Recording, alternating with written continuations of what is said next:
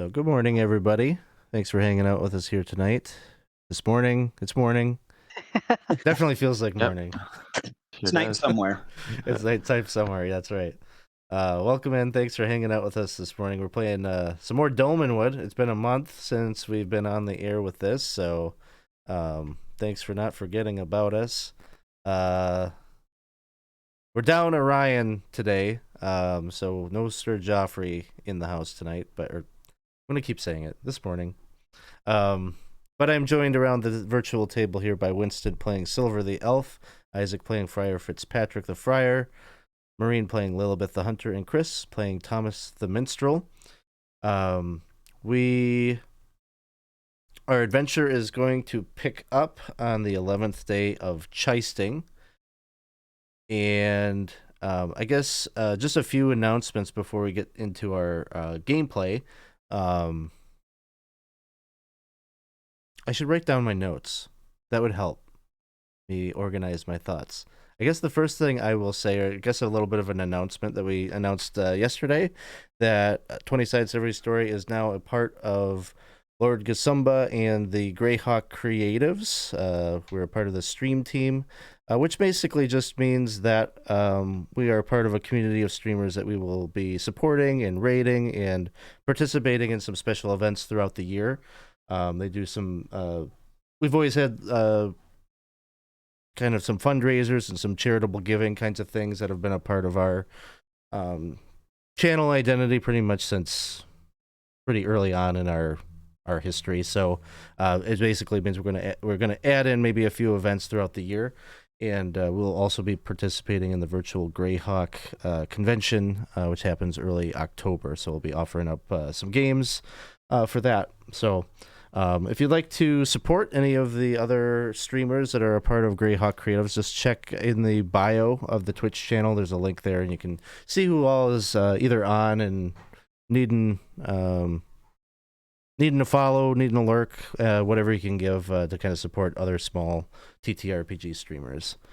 I guess another thing we just always like to kind of remind you, if you're just jumping in and finding us for the first time, please come and join us in our Discord server. It's a pretty tight-knit group, but very open and welcoming, and we've always got openings in games. We kind of talked about yesterday. I think everybody in the game pretty much had gotten their start in the community campaign, which is a game that is just open to anybody. If you're watching, you're eligible to play. All you have to do is jump in the Discord server. We'll help you with the logistics on how to create a character and how to sign up for games. But really, all of the people that kind of filter in through our community campaign, they find themselves playing in some of our long-form campaigns on the channel. So it's a great way to get to know us and find a group of people that maybe you like playing with. So this is the only stream I think that is happening over the weekend here, so no other updates or announcements. So, anything that anybody in the group here has, announcements or things? We got the Spelljammer finale on Monday. Oh, that's right. Yeah, that's probably worth mentioning. We have been. How many sessions are we at now? This is, I think, technically 13th session. 13. So I think it's been pretty much. It's been like pretty much faithful. Like every session is kind of like a chapter from the book. Yeah, and it might actually be our 12th. Well, yeah, we had one session where there was like technical issues, so we had to kind of cut it in half. But there's 12 chapters in the book, and we're basically doing 12 sessions if you don't count that kind of half session in there. So yes, faithful. Come join us on Monday starting at 7. We'll be wrapping that up, and I'm sure in glorious form. I'm sure there'll be some surprises as we hit the final little bout of trying to deal with the Xeraxians. So, where we pick up here today, basically where we ended last time a month ago, the lot of you were heading into the Jaunty Horn, which is this roadside inn that's just along the main road that you were coming from Dreg and heading towards Langshorn. So this inn that this roadhouse that you're going into kind of represents the halfway point between those two destinations. And the reason for you going to Lakeshorn was that you've got this stubborn old knight, Sir Silas, who is you've all got this secret. You all know because of your dealings with Marjoram Gryver that the Emperor of the Lumoran Empire, basically the greater world where you originate from, well, most of you, the exception of Silver, the Emperor is dead and has been an illusion for many, many years, and is basically just a stand-in for the arcanists, the wizards that advise the Empire are basically pulling the strings politically behind the scenes and using this illusion to give them legitimacy in doing that. Now that this secret is out, Madame Shantywood, it was a secret that you delivered to her that she is going to wield in whatever way she will. We don't really know what she's going to do with that, but she definitely doesn't want it shared. The secret isn't very valuable if it is widely known. Sir Silas is bound and determined that this is something that his house needs to know about, and really maybe the greater world needs to know that there's a lot of manipulation happening at court, and that he just wants to have this whole thing kind of be opened up. But he's not the one to make the decisions about how that will happen. He's going to go back to his house and advise them that he knows this. The group, for the most part, I think is like not all about this decision. They're worried about his life.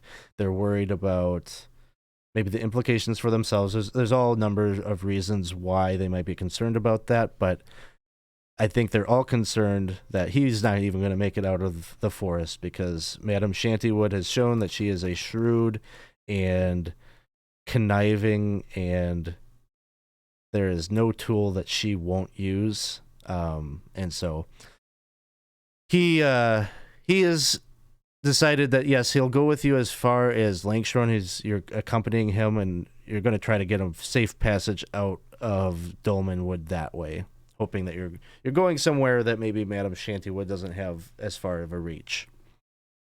So that is why we are at the present situation. But it's nighttime now. You're still on the same day that you went to the shadowy manse and like did all of that stuff earlier in the day, and then you did the traveling. So you're going to be like exhausted, because your characters would have pushed yourselves on the road to get to this point. It's going to be like the sun is cresting over the horizon, and it is evening proper, and it's dark out. So you make your way into this high gabled inn. There's sort of like a ditch off the edge of the road where there's like a quaint little white painted bridge that kind of covers the gap, and then there's a little road that kind of winds up to the landing of the front door of this inn. Wide yard and stables off to the side. Looks like there's a number of horses kept there. There's a lot of conversation that you can hear from within, and as soon as you get inside, you can see that the inn is it's not packed to the brim, but it's got steady business. There's quite a few people here.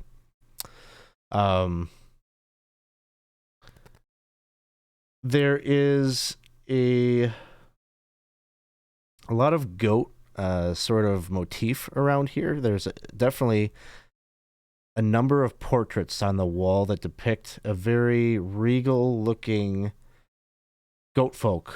Some of them are paintings, like portraits. Some of them are just like wood engravings that style, kind of depict the profile of this particular figure. And all of the depictions, you get the sense it's the same goat folk.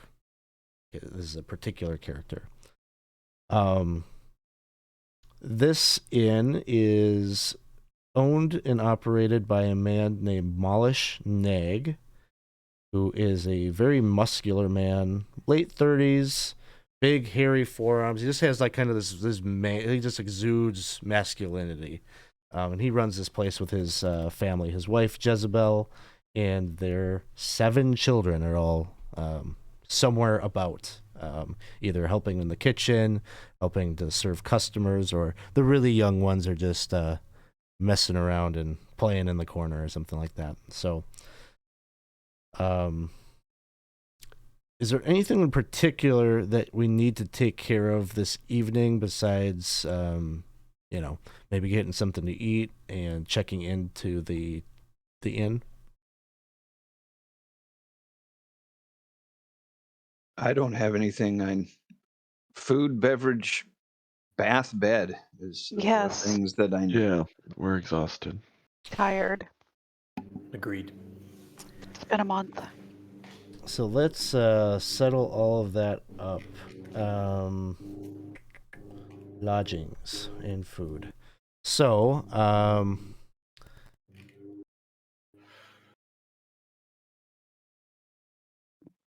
this place is common quality. So lodging, for you all, you can get a shared room. You can get a shared room with 2 beds, and that would be 4 silver. So I think we've got, 6 of you total? Yeah. Mhm. So 12 silver there.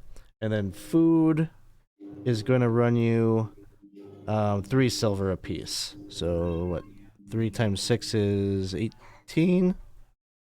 So 30 silver pieces? Or 3 gold? Cool. I'll take care of that. So 3 gold. I'll pay that out of my pocket. Sounds good. So you all get to your rooms and such and turn in for the night. Sir Silas in particular seems, he's an older man at this point, and he's just kind of complaining about his, he's aching from his joints and such, and he's just like, I tell you, I'm glad that you came with me this far. I fear that this is going to be my last hike. I'm too old for this adventuring business, and in another lifetime. He just kind of trails off. He gets kind of wistful about the fact that you guys are staying in the Dolmenwood, and there's kind of a part of him that's like, he wishes that he could be unburdened of the oath and such, that he might be able to stay with you here, but that is not his place. And so maybe a bit of conversation that kind of trails out as you're all winding down and getting some shut-eye here this evening. I'll do what I can to try and lift his spirits a little bit. And is that going to be kind of in the nature of just kind of encouragement? Is it a song? Is it a shared tale? Kind of a shared tale. Say you're not, you're only as old as you feel, as opposed to, age is just a number, kind of this kind of business, but that he's got a number of years left, and perhaps he can retire from his oath once he does this final thing, and perhaps can rest a bit easy. He thanks you for reminding him of that. He says, "You're a true friend, Thomas. I'm very much going to. You always know the right thing to say, just as it was when we were thrown in those dungeons together. I'm going to keep those words up here and in here, and hopefully that recall of our of our friendship is going to be enough to get me through and get me where I need to go. Perhaps, if that's the case, find a nice woman and settle down. You definitely deserve that. He just kind of laughs. He's like, I think that boat had sailed a couple of decades ago for me.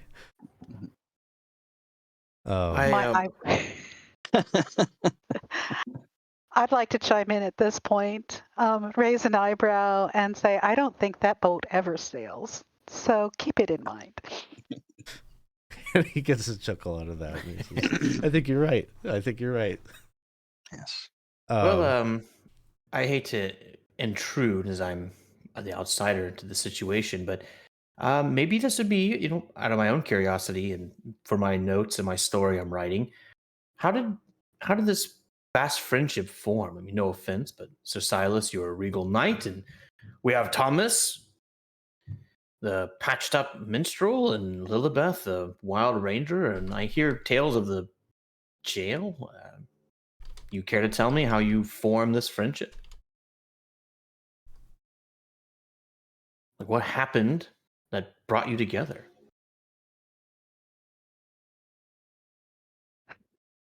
Were you directing this to Silas? The whole group. Oh, the whole group. Okay. Really everybody. Yeah. I'll kind of like look at Thomas first because he's the storyteller. I'm curious. Well, there's been some upheaval in the empire where we're from. Just so happens, although our paths were different beforehand, we all ended up in the prison cells of the empire. It seems some of us were falsely accused. Some of us were accused by petty crimes, but the punishments were overbearing. And it was in there that we all met. Sir Silas was kind of the hub of our little wheel and built friendships. And then we were asked to take on a task, and Sir Silas was, it was requested of him to put a team together to, I guess, accomplish this goal. And here we are. We've lost one of our dear friends, Waymond. I'm sure he's heard his name, but we lost him along the way, which I, for one, is one reason why I thought it wise to accompany Sir Silas as far as we could. I would hate to think we would have lost another.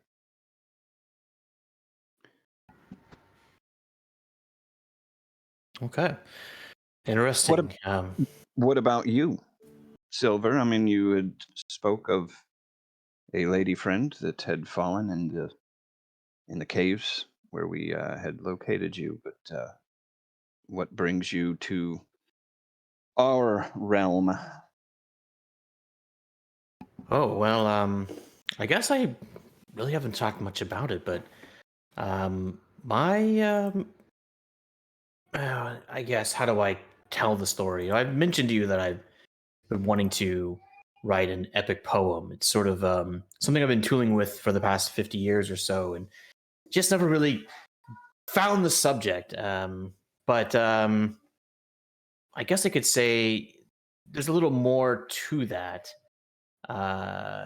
My situation is complex. I was basically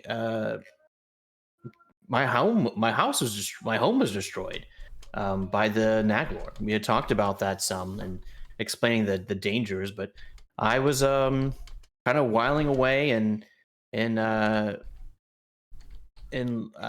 looking for the name of my city. I can't remember what it is. Lamprick, I think. That sounds right. Yeah, say Lamprick. I was whiling away in Lamprick, and I one of the homes of many of us elves, and living in the city, and just sort of, I don't know, wasting my time, to be honest. I'd gone through a lot. I used to be a peacock farmer. I was a member of the court. I was a harpist, poet. I was a bandit for a little while. And I just kind of landed in this rut. My realm was destroyed.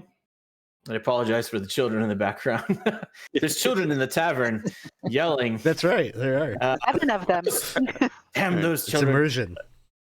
But I more or less sorry. Looking for my stuff.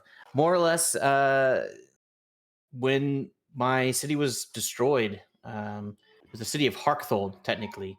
What had happened is I wanted to use the opportunity to explore. And I've never been to the mortal realm, and it kind of shook me up. I saw the destruction the Naglord raged and the corruption, and it just made me realize that, sure, I may be 172 years old, give or take. I actually lost track, but I've lived a long life. I have a lot of life left to live, but I've really haven't made a mark on the world, and so I wanted to head out to the mortal realm. So we fled, but I honestly took it as an opportunity to get out to see something bigger than myself. So, but yeah, that's my story. But I really didn't mean to intrude. I just was curious because you're such a motley crew of friends. Just maybe wondering, and if we do end up doing something epic, I need to know everyone's backstories. Sir Silas kind of shudders as you're talking about the Naglord, and he just is shaking his head, and he's like, I wish I had Wayman's talent for disbelief, because if he were here right now, he would find a way to poke holes in this story of yours and disprove that this Naglord even exists. For that...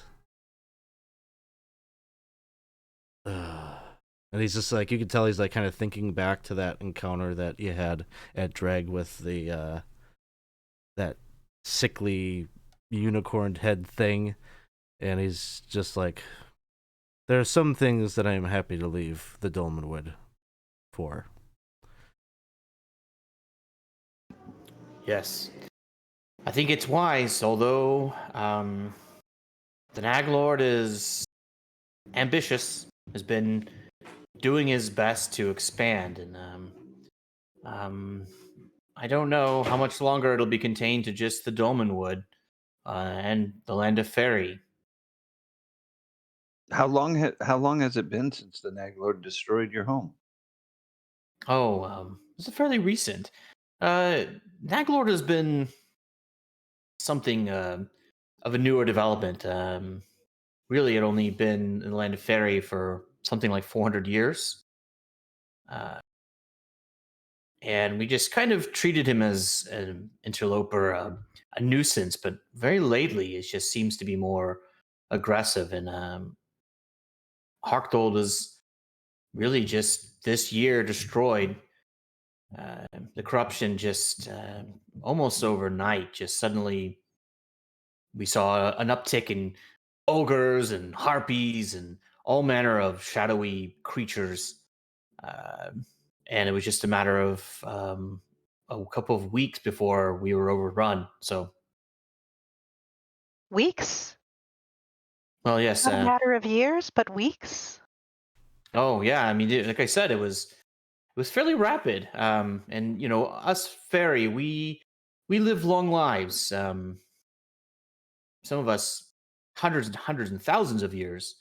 For us, when you see something happening, it's a tendency for us, a fault, if you will, to just kind of turn a blind eye. And patterns and monsters and creatures, they come and they go. And so we started seeing them around in the woods, and seemed just like, I don't know, a curiosity. And then all of a sudden we were overrun.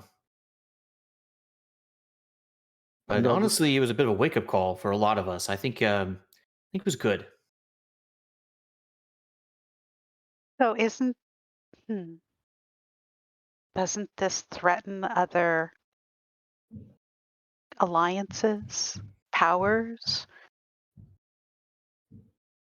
Oh. Or do they treat this Fair. sort of like, somebody tipping over somebody else's cart as they're walking down a street and they just see it happen out of the corner of their eye?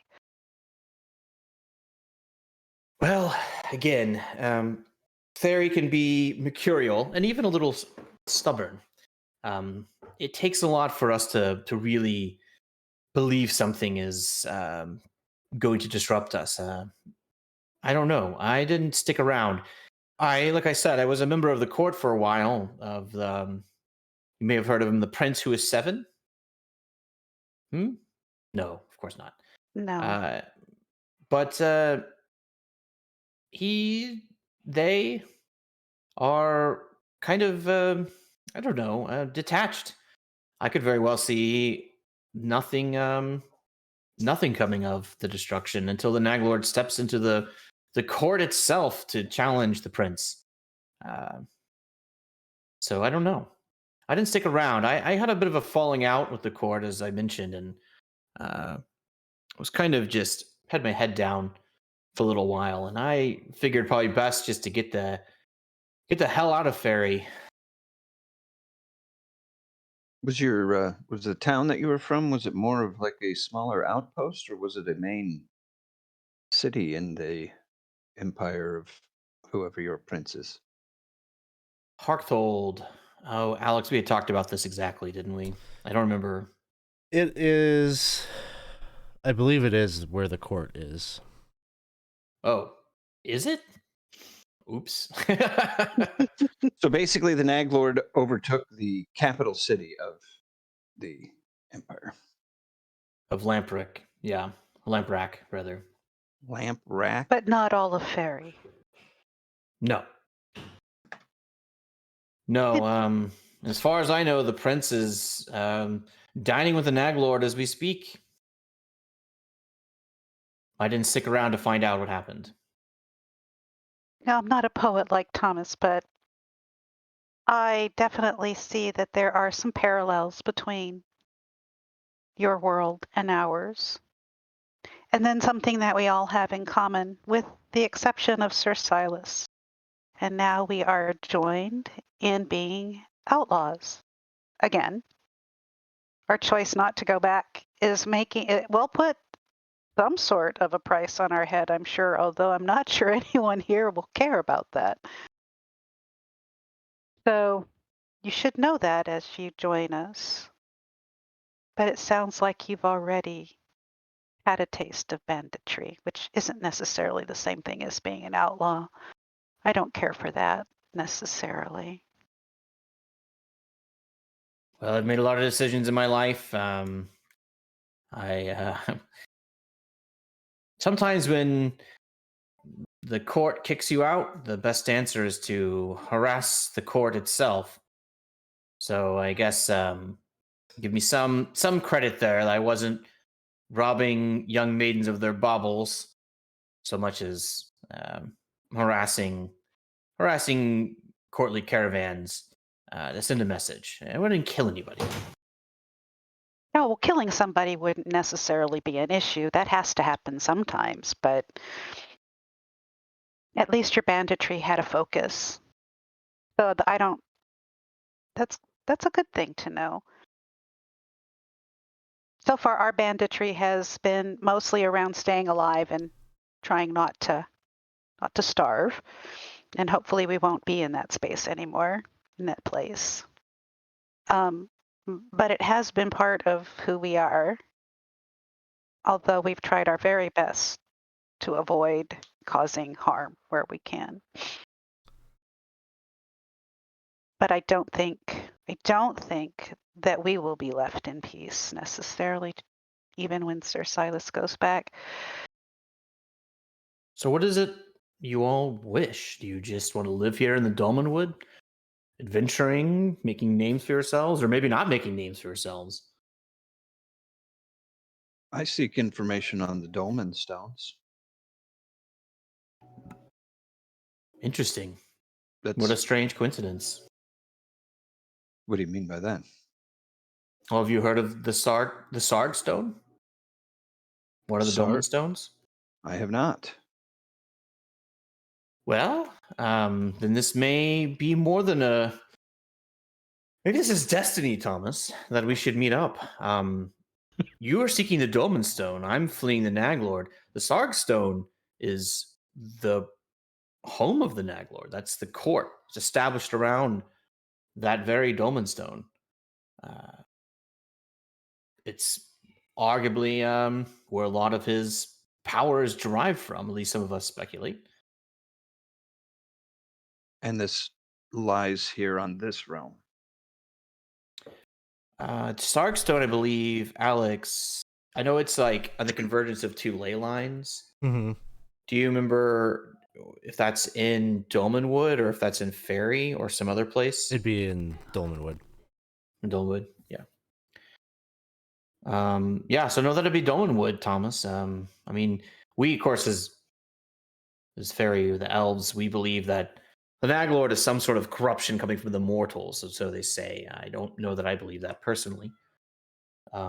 That this realm that you have in is festered and allowed him to spring forth, but yes, the Sarkstone is in Dolmenwood. Silver, I have a question. As he's kind of been lost in thought, the Friar, as you talk about the mortals. What are the fairies? What are their impression of mortal people? Interesting question. Well, we are varied. Elves are a type of fairy, of course, but there are others. And we have many different opinions, but for the most part, to us, mortals are either a curiosity or I guess kind of either something that often ignored, but also plaything, I guess is one way to describe it. I hate to say it so bluntly, but we have plenty of fairy who think it's quite funny to interact with mortals and spin them tales and tell them lies. And I realize I'm saying this as I've been spinning a tale. Lead them into situations that cause them to make poor choices, ironic choices. So a lot of us find that humorous. And a lot of stories are written about how mortals are easily fooled. I don't know if you have a similar or sort of opposite side of that story in your culture, but that tends to be the case. But there are, of course, plenty of fairy who detest mortals. I'm sort of neutral on the subject. Oh, that's good to know. No. We are, we are taught, at least, in the faith, fairy are not to be trusted. In fact, it's one of our key teachings. Nothing good can come of the fairy. And I admit, when I first met you, I had my reservations about you even joining us. But so far, you've proved to be, you saved our lives at least a few times, and you've taken a hit or two for me. So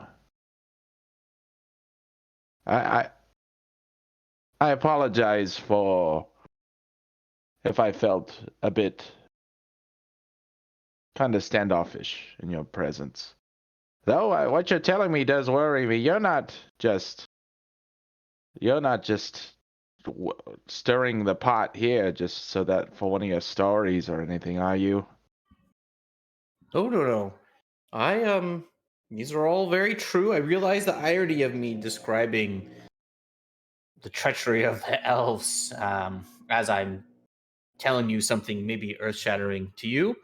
I promised you, Thomas, the Sarkstone is real. I've never seen it, but at least I should say I promised you I believe it's real. And I think it is more than a coincidence, possibly, that you have such an interest. And we, at the time, the Naglord is creating more chaos. I promised you, it's genuine. Listen, this is my first time into the mortal realm. I have never really personally found trickery to be entertaining. I prefer more earnest endeavor. That's why I want to write this epic poem. I want to write something meaningful, something that impacts people, and damn that lawnmower outside the window. Anyways, who's making that growling sound? Anyways, but I have an earnestness that I think puts me at odds sometimes with my fellows. Definitely the prince. 6 of his personas were a bit decadent. Got along with the 7th one, but it didn't last long. I had to leave, and so I think just to say, all that to say is that you have to take me at my word that there are many fairy you should not trust, but trust me. Right. I guess the same could be said about mortal men as well, right? There are many people that you should not trust. Mm-hmm. And mortal women, too. I mean, yes, yeah, of course. And Certainly. All right. well, I think we need an earnest person in our group. We have impulsive, compassionate, cynical, and wise.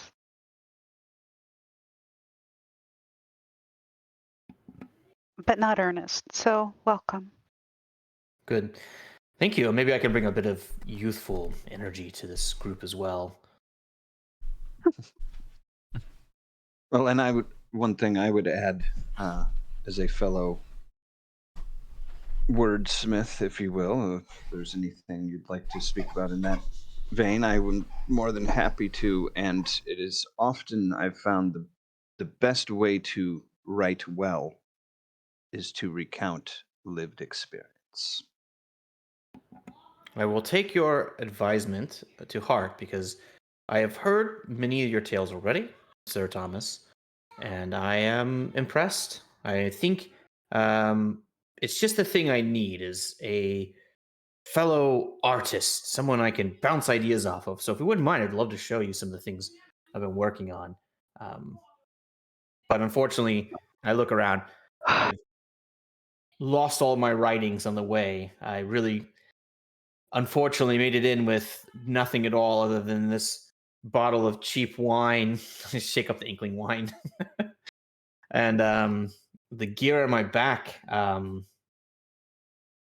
But I promise, as soon as we get some more paper and pens and ink, quill, I will get back to writing, and I'll share with you.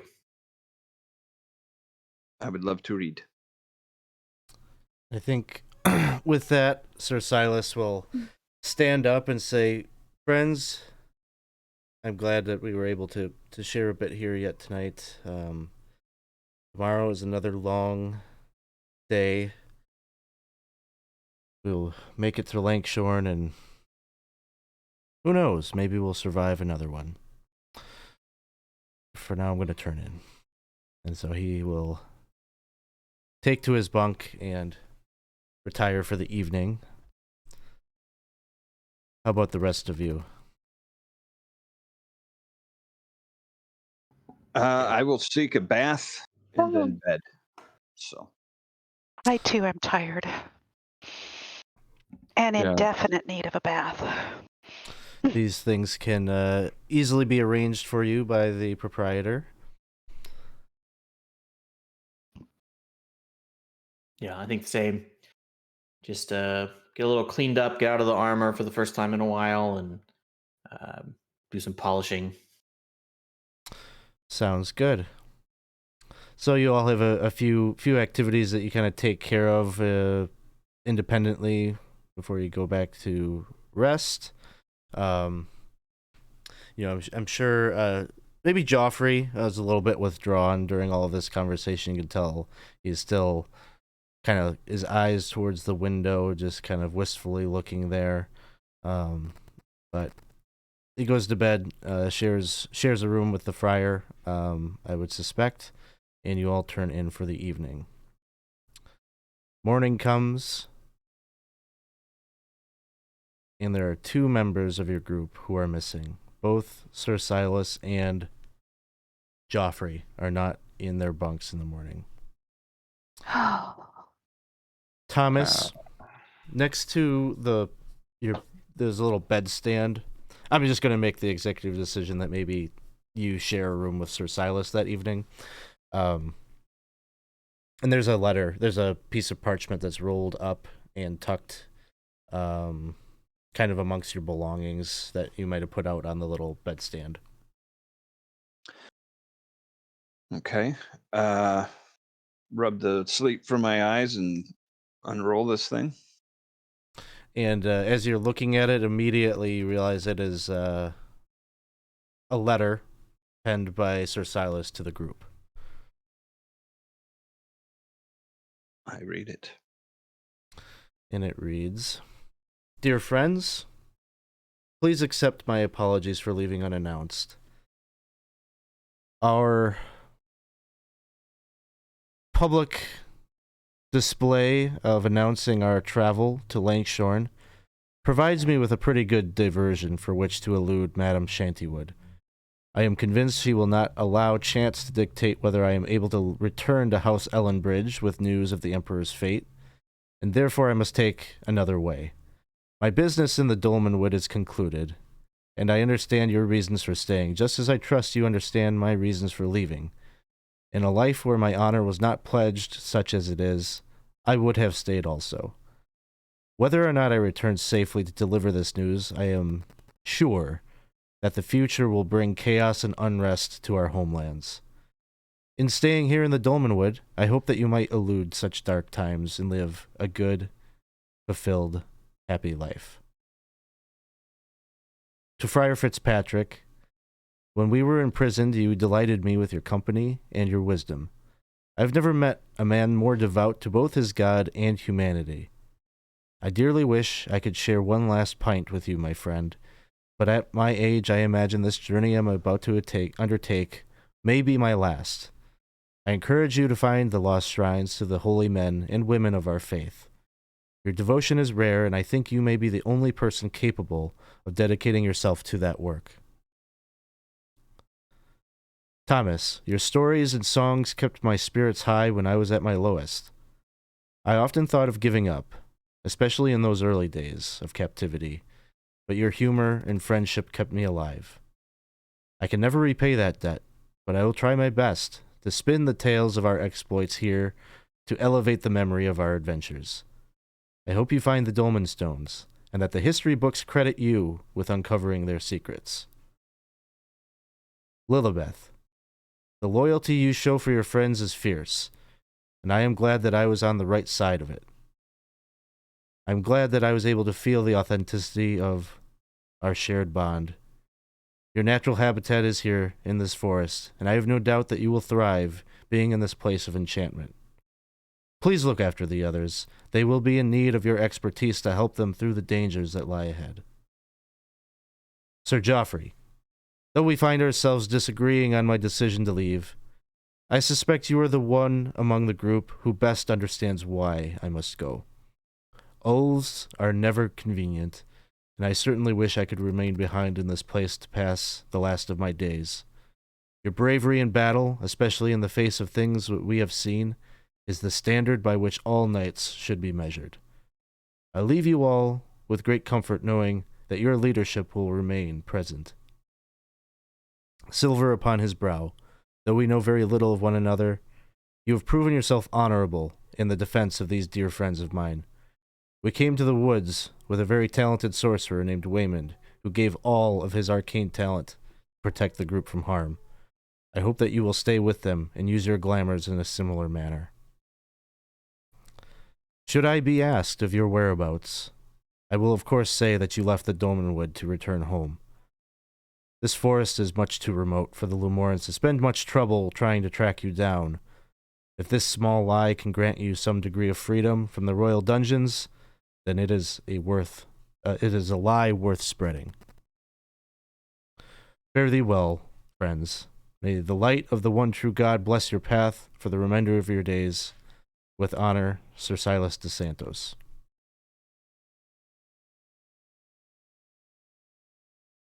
And I can post the text of that up. Maybe I'll put it in the Discord just for anybody to read.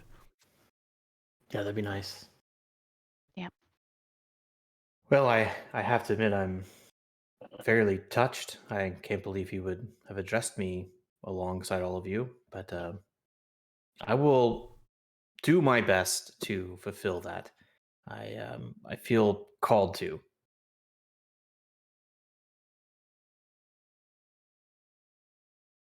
In fact, I'm inspired, and have we realized that Joffrey's missing yet? Well, I think maybe the Friar wouldn't maybe have you hadn't seen the Friar yet. He's probably looking to see what things of his brothers, if he took everything with him, if did it look like he just went out for a walk or. No, you look, his swords, like everything. He probably leaves like the money bag. I think that's maybe the thing that he leaves. Maybe maybe he was tracking like some of your torches and stuff. I'm not too sure, but he would have taken enough. Like, there's enough missing that you're like, he took some stuff personally to go out adventuring, like solo. Oh, this idiot. Oh, he's gonna go ahead and pick up the rest of the stuff, and he's gonna head out, kind of like. Oh, I guess he would maybe find you all kind of around in the solemn circle, and he's bringing all this stuff, and he's like, "So guess what?" What? Oh, I'm shocked. Oh, that This man. idiot decided just to leave us. Call himself a knight. What honor? He's What is with knights? What do you mean? The knights just keep running off. Sir Silas as well? Sir Silas as well, and I give to you the letter. Oh, and it's a lovely letter about loyalty and honor and bravery. Beautiful. So it's clear here that it seems my brother did not go with him. Yes. No. Well, I hate to say this, but we had that concern where he was seeing a fairy in his dreams. It's his. He mumbles in his sleep. You need to. I don't want to even stay in the same room with this guy. I know he's my brother. I know he's my brother, but. But he's done nothing. Oh, he's done something. He's left. Brother, yes. Wait, I'm confused. Who don't you want to stay with? Your brother? Or silver upon his brow? Or silver? Silver's fine. Do you mumble in your sleep? About maidens? I don't know that answer. I don't know. Maybe. I didn't hear anything. No. Okay. Well, you see, waking up in the middle of the night. Either way, yes. Well, I am sad to see Sir Silas go. And it is a beautiful thing he said about all of us. But what are your thoughts? I mean, you know that I am going to have to go after my brother. Agreed.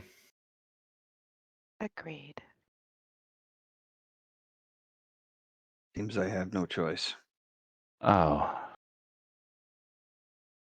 All right. So is the group packing up all your stuff and exiting the inn in hopes of looking about, trying to discern where he would have gone? The inn is like all along the road to the town. Like, there's no like merchants or anything. Correct. Yeah, it's really just like, this is the little enterprise here. Is just this inn and the whatever you can buy from them. Cool. Okay. Well, for my part, if we're going to go traipsing anywhere, breakfast would be really good. Okay. So maybe were you having this conversation kind of in private up in the rooms, and now you're coming down into the? Okay, so you all gather at a table, and the proprietor of the inn is there. He makes his way over to your table again, like this kind of big. I'm picturing like the lumberjack guy from like the Brownie commercials. Like that's what this guy is. He's like red plaid shirt, and he's just like, "Hello, friends. Why the long faces? We got something cooking in the kitchen for you right now. You just let me know what you need. I'll bring it out to you." Maybe something quick. We have to. You saw? Did you see a night? Pretty. Yeah, that feller that was with you here this past evening when you walked in. Yeah, you just missed him. And maybe about 2 hours ago, he got up real early. Early The riser. the older one or the younger one? I didn't see the elder fella. The younger guy. Oh, He okay. He ran out of here just quick as a whistle. Looked like he was in some hurry. Made me scratch my head. Where could a feller be off to in such haste at 4 a.m?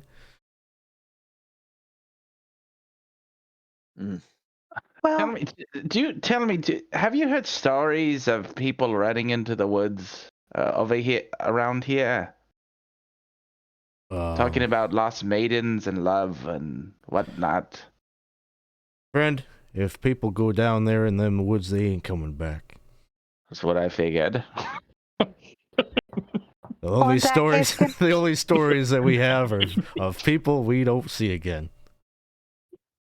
do they always That's leave with a encouraging. good breakfast?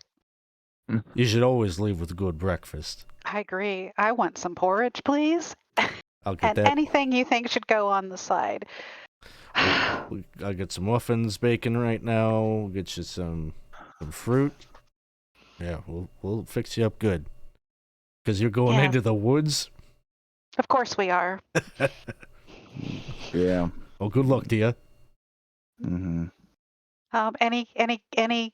Any good hunting in the area? Have you seen any hunters in the area who might have left stories of their own? Well,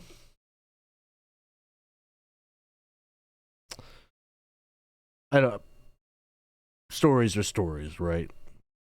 But they say there's a droon that lives in the woods south of here. I'll keep an eye out for the wicked old men hanging around old stones, haunting the place. I ain't never seen them. They don't come up this way, but you ain't be careful. He'll put an enchantment on you and have you doing his bidding, whatever that may be. There's purported stones south of here. Well, yeah.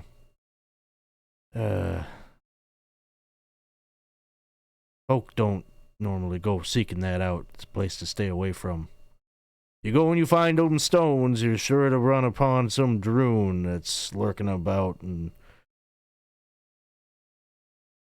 not wanting to share any knowledge of such things and have wizards come and tinker with his magics.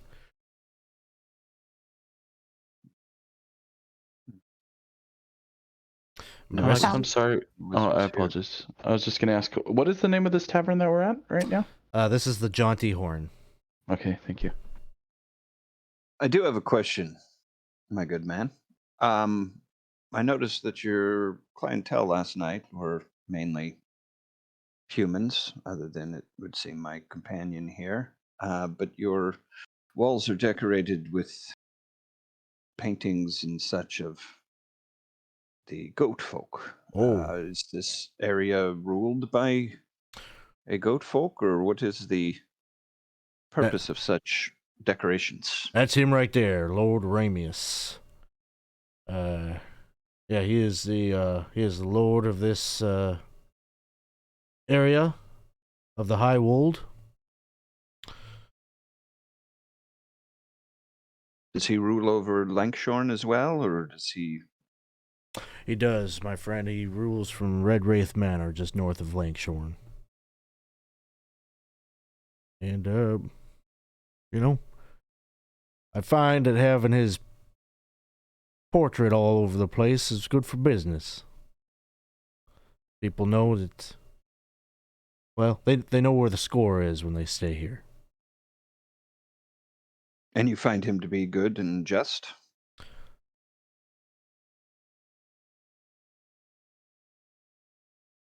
Well, he don't cause me no problem, and that's the way I like it.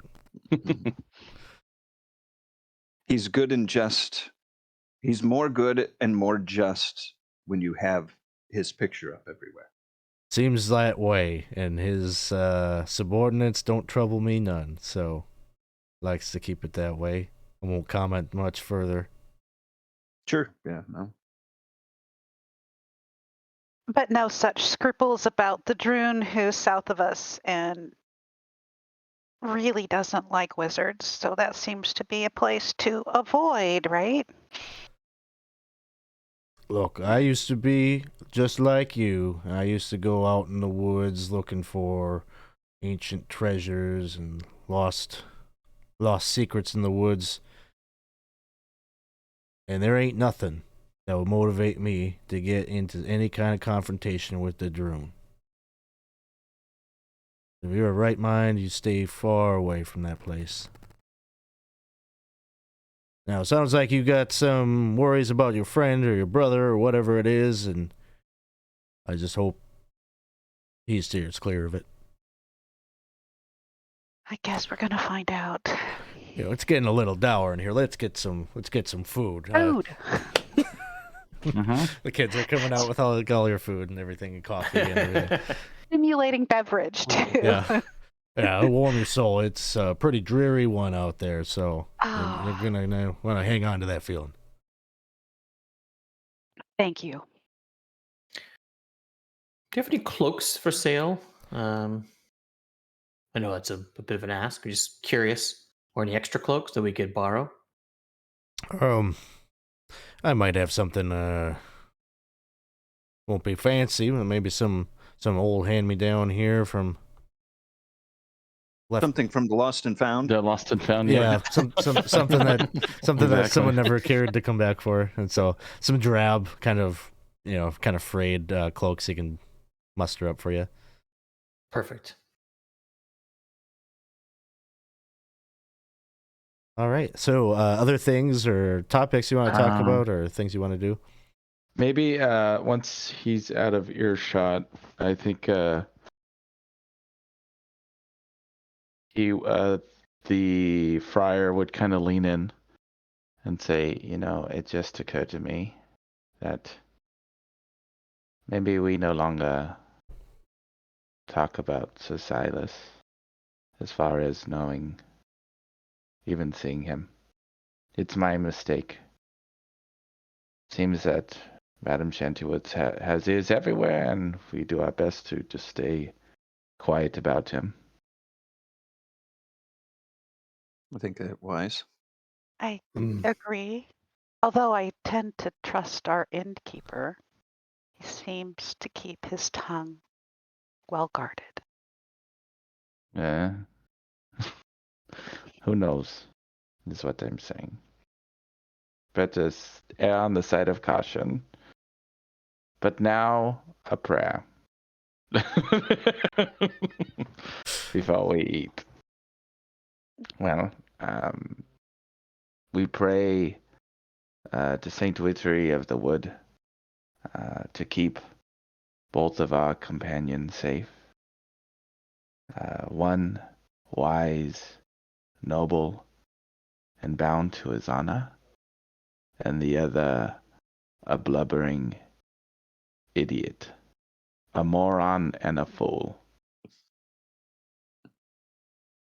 We pray that you look out for this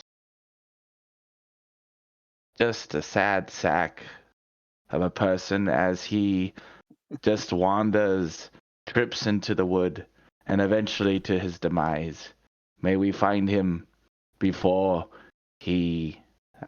before we find him strung up in a ditch somewhere. I'm sorry. It's very difficult for me to pray about this guy right now. He's made me very upset. You're doing great. Yes. I Your was impulsive brother. Yes. I was told many years ago, do not pray angry. Believe me.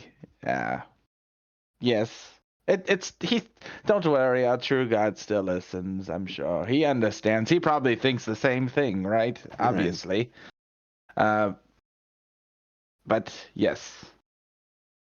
Let's please, and also guide us as we go into these woods. May we not be tempted or lost in any way.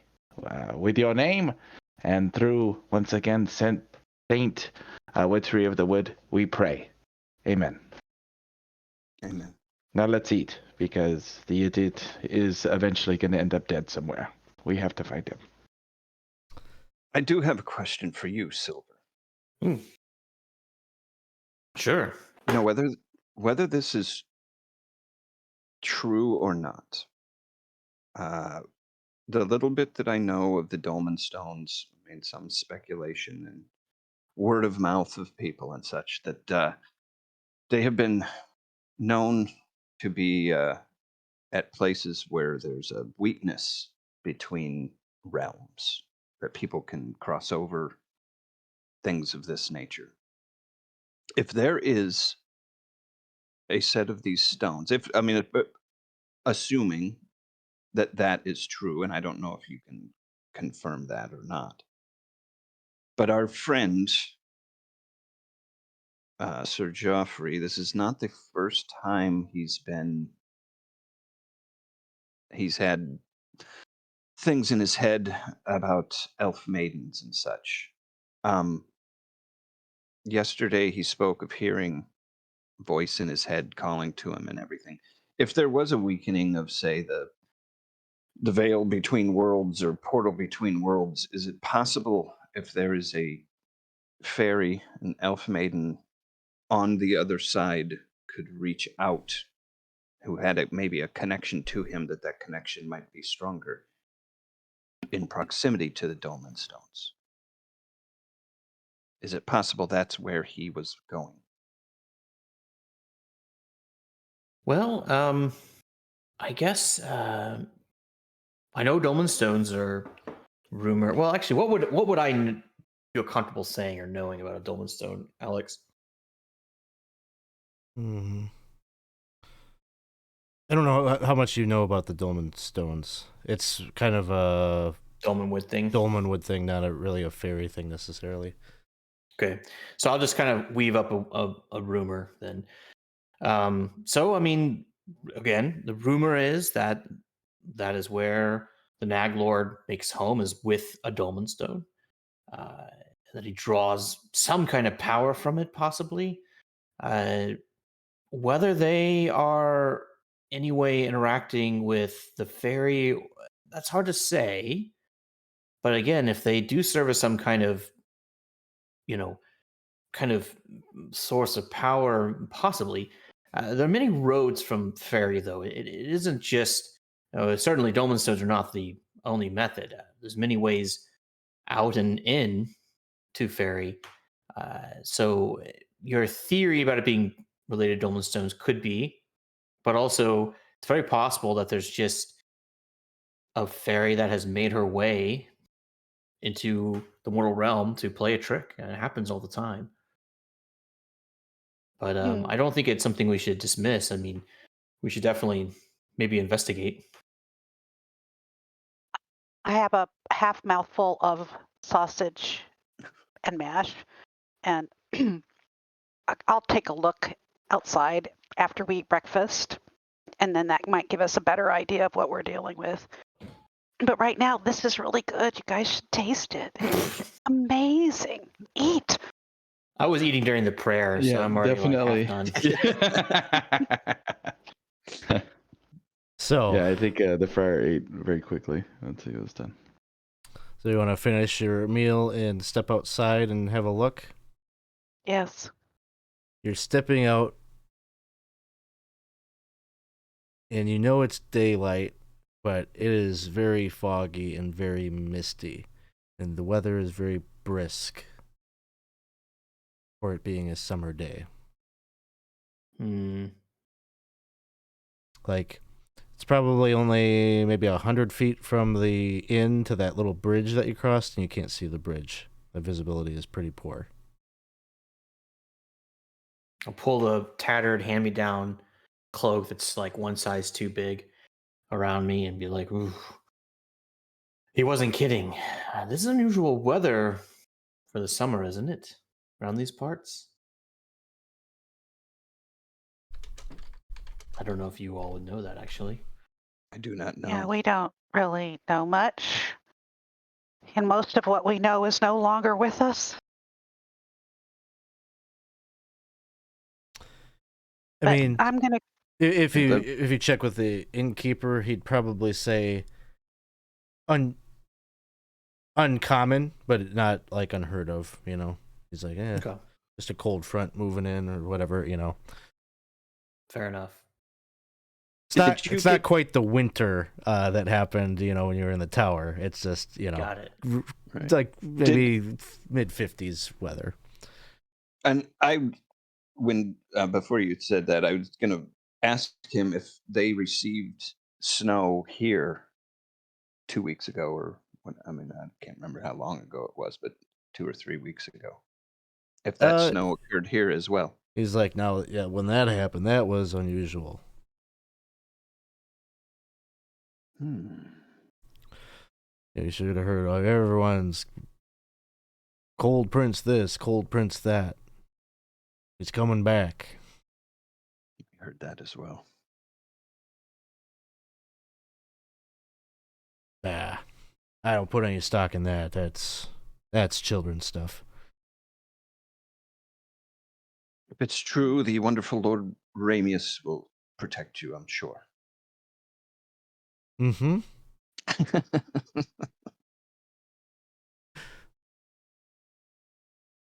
Well, anyways, I guess maybe it's just my inner skeptic, or my inner, maybe the opposite of skeptic, I guess, inner conspiracy theorist. That's speaking about this weather. It's probably just, like you said, just a cold front. That's all. Nothing to worry about. Well, I guess we need to settle for breakfast and start on our way. Thank you for the amazing meal, and let me go ahead. I am going to go ahead and do a circuit around the inn to look to see how Sir Geoffrey chose to exit, although it seems like through the door, where his seat might be. Sure. So just to settle up on the breakfast, so what, 4 of you, so 12 silver pieces? Okay, and I'll take that out of my stock. Okay, you got it. Mm-hmm. And then you're going to do a tracking roll for, see if you can pick up on Geoffrey's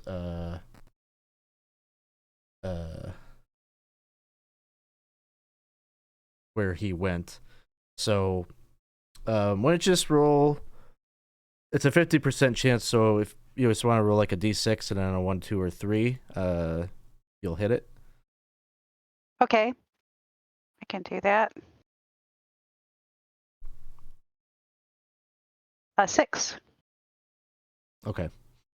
So, unfortunately, maybe it's partially because of the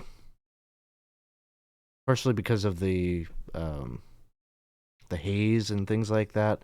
There's footprints that you're picking up on, but you just have no idea which one might be his. There's a lot of traffic, of course, that comes and goes over the bridge, and so you don't have a good sense other than he probably went to the bridge, and then from there, you're just not sure where he went. Well, that gives us at least a direction.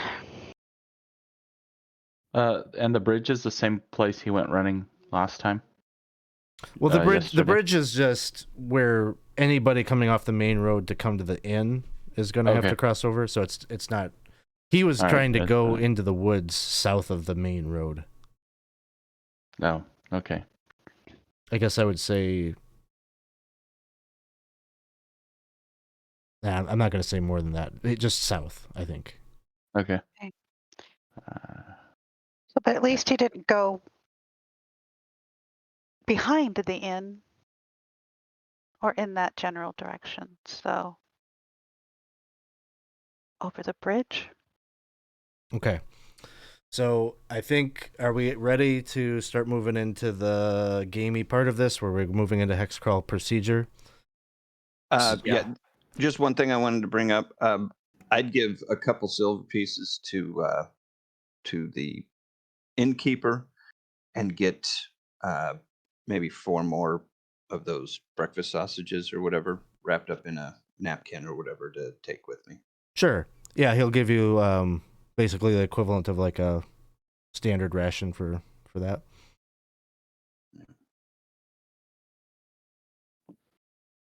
Okay. So we have to decide the course of where you want to head. So basically, do you want to go south, southeast, or southwest, generally speaking?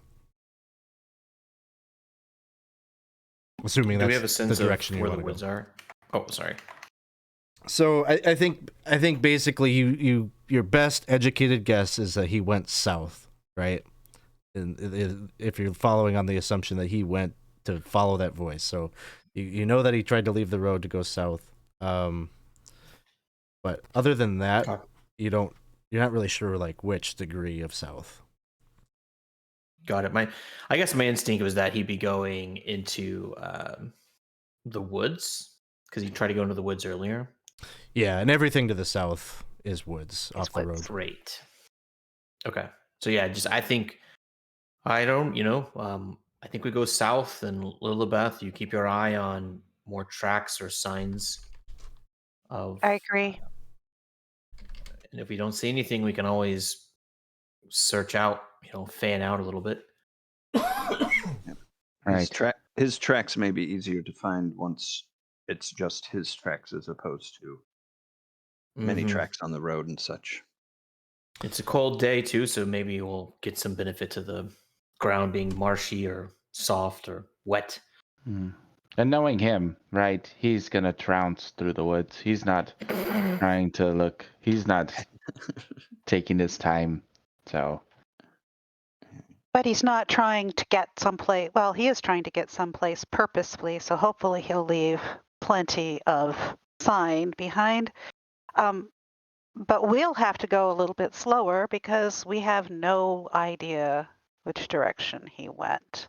Right. I could almost feel like this overwhelming feeling of like just seeing the wood. Just like this massive wood, and we're just like yeah, covered in mist and everything. We're just like, I'm loving this, so I'm heading out with a jaunty step. Well, wherever you go, the Friar will be behind you. So just a quick shout out, welcome in Lord Gasumba, Dragon at Rest, and Sundance Kid 007. Thanks for hanging out with us here this morning. Indeed. So plan is to head south into the wood. I don't know if I heard it. Like degree of like how you want to go directly south, off to. I was suggesting angle? directly south. Got it. Agreed. So you begin to travel in that direction. Do we have a heavy armor wearer? Yeah. Okay. So that'll dictate you're a little bit slower when you got the heavy armor. That'll dictate the travel speed. And so you start to make your way through the fog and the mist into the woods. And this is not, this is pretty thick, tangled wood that you're going through, and so maybe a bit with the aid of Lillibeth and some of you kind of having to cut away and hack at like kind of the roughage in front of you to make a clean path. Sometimes maybe you're kind of going around really thick patches to try to circumvent places where it would just be impossible to traverse to find. There's no real trail, but you're doing your best to navigate around. And I will, as we're moving, Minstrel class has the hear noise. I mean, I'm going to have my eyes peeled, but I'm mainly listening for any distant crashing or crunching coming through the thick foliage. So Pretty much everything throughout the day that you hear and listen for is kind of what you expect. Like wildlife. Once in a while, you hear like kind of the trampling of like a deer or an elk up ahead. Lots of birds, lots of chirping of squirrels. But the thicker and deeper into the wood that you get, and even though it's daytime, at some point the only animal sounds that you start to hear are the hooting of owls. Oh. I'm assuming that Apu is sort of like hunkered down in my backpack. I forgot Yeah. about Apu. Yeah, you could have him packed away. He might be a little spooked out about kind of the current situation, being in the fog and the mist, and now there's this weird cacophony of like owls hooting in the background, and so yeah, he's maybe kind of cowering or shivering in your backpack. And Well, one of the real life experiences I have is actually having monkeys riding on my shoulder, so I can guarantee that by that time he's got his hair firmly grasped.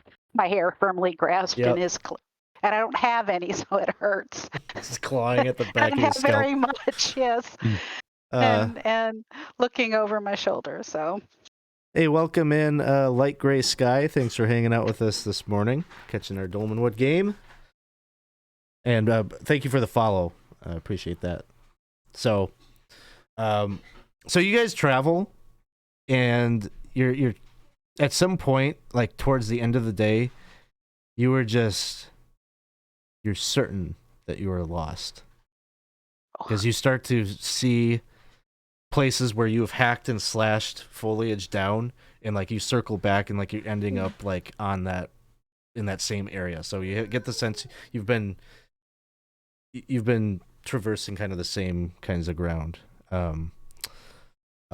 Lillibeth, in the morning, you'd be able to do a roll to see if you can find the path again and get yourselves kind of straightened out. good. I'm embarrassed by all of this. But you are coming to the point in the day where it's not probably a wise move to try to push on any further and find the path tonight, because you're going to have to start to hunker down and get a camp going if you're going to have enough daylight to go out and find firewood and things like that, and water. So, Set camp.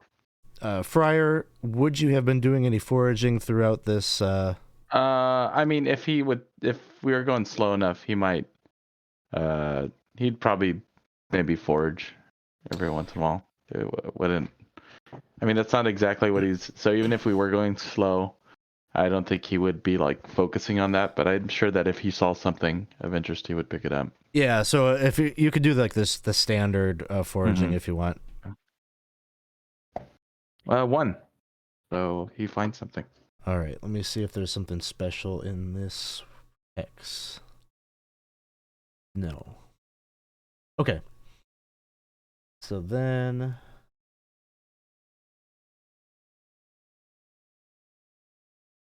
roll a... Or no, I'll roll.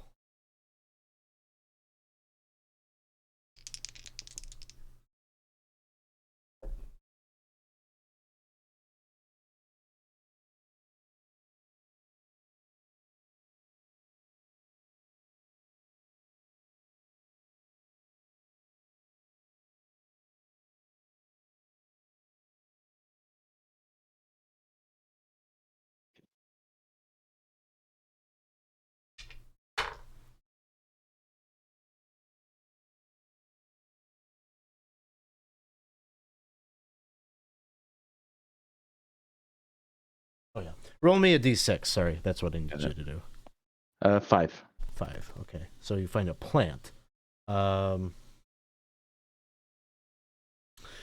you've been traveling around, there's this particular bush that you keep seeing that seems like it maybe the conditions of its growth are just natural to this little area. You haven't seen this plant before, but it is a bush that has a berry upon it.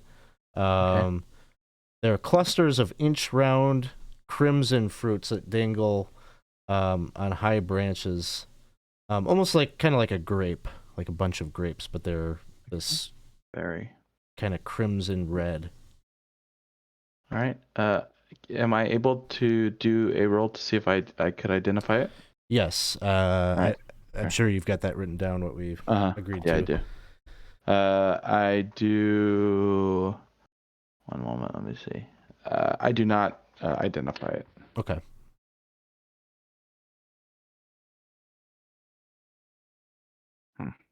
I'll be careful. I had picked up some gloves, so I'll be careful to use the gloves to grab it, and I'll put it away Okay. in my pouch. So,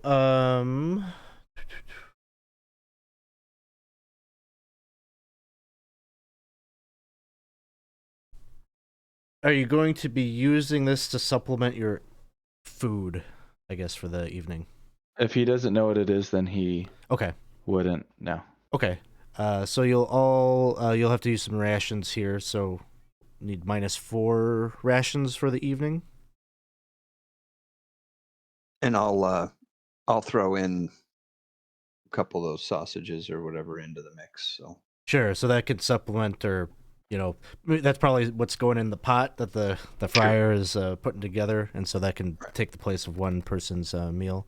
And hey, we got a raid coming in here. Paladin's Archives. Thanks for coming in. Raid from the Archives. Hope you guys are having a good game. Let's give you guys a shout out here. Thanks for bringing your folks over. Everybody, be sure to go and give them a follow. And yeah, let us know how the game was today. We're just playing here some old school essentials. We're doing our Dolmenwood. Yeah, this is a pretty sweet hex map. Yep. So this is a product that isn't out yet. Some early backers were able to jump on the Necrotic Gnome Patreon and kind of get access to kind of things as they were. But there's going to be a Kickstarter that's going to be later this summer, and a lot of this has gone through some revisions to the point that it's going to be kind of its own rule set, where I hate saying it that way. It's not exactly its own rule set. It's going to be a modified version of Old School Essentials that'll be a complete kit that you'll be able to get with Dolmenwood. So, but we've got Old School Essentials, so that's what we're playing it with here today. So, doing a public showing of our next World Record Marathon in July. Awesome. Cool. We'll have to check that out. So we're getting kind of settled here. You guys are hunkering down with your camp. As far as rations, I'm gonna throw in. I still have a mushroom.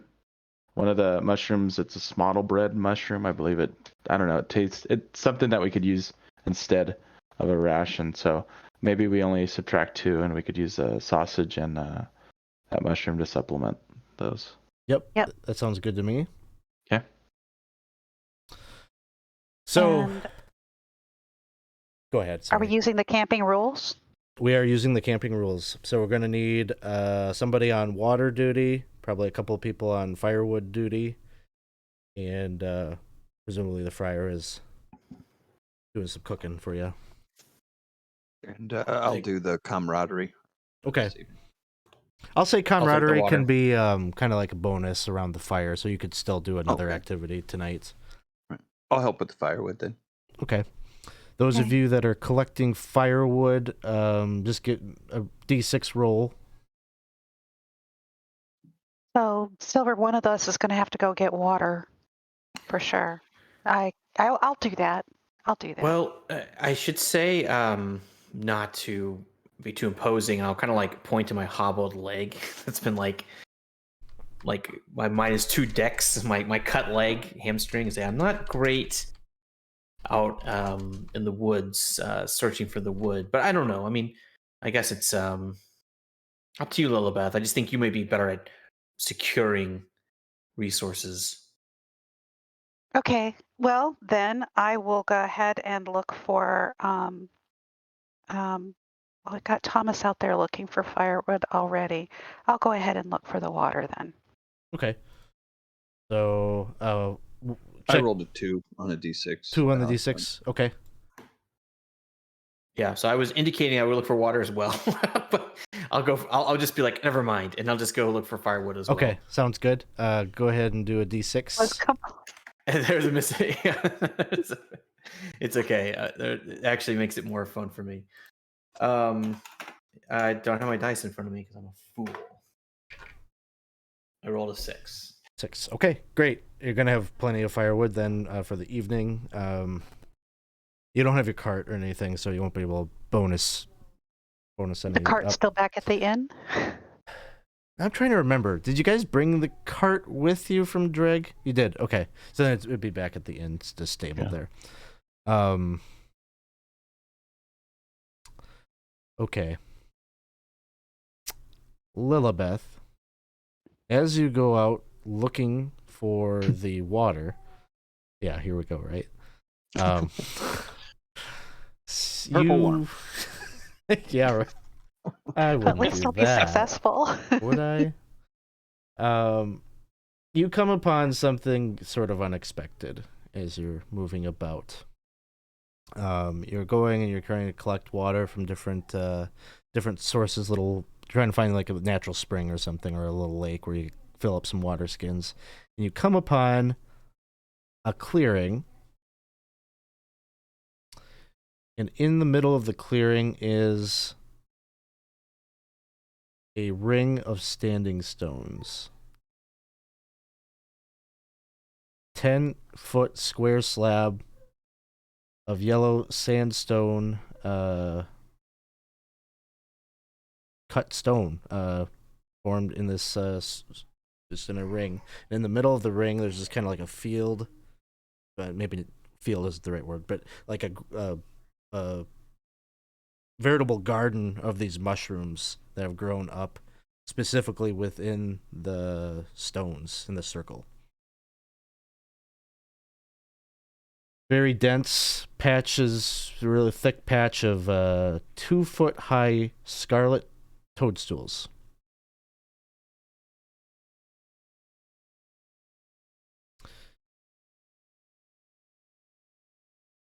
And in the center of the stones, there is like a central sandstone rock, a slab that's cut like square.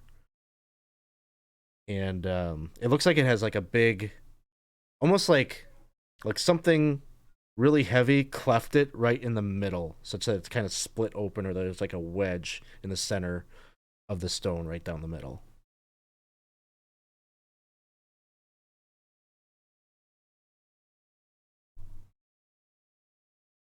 And that is what you see.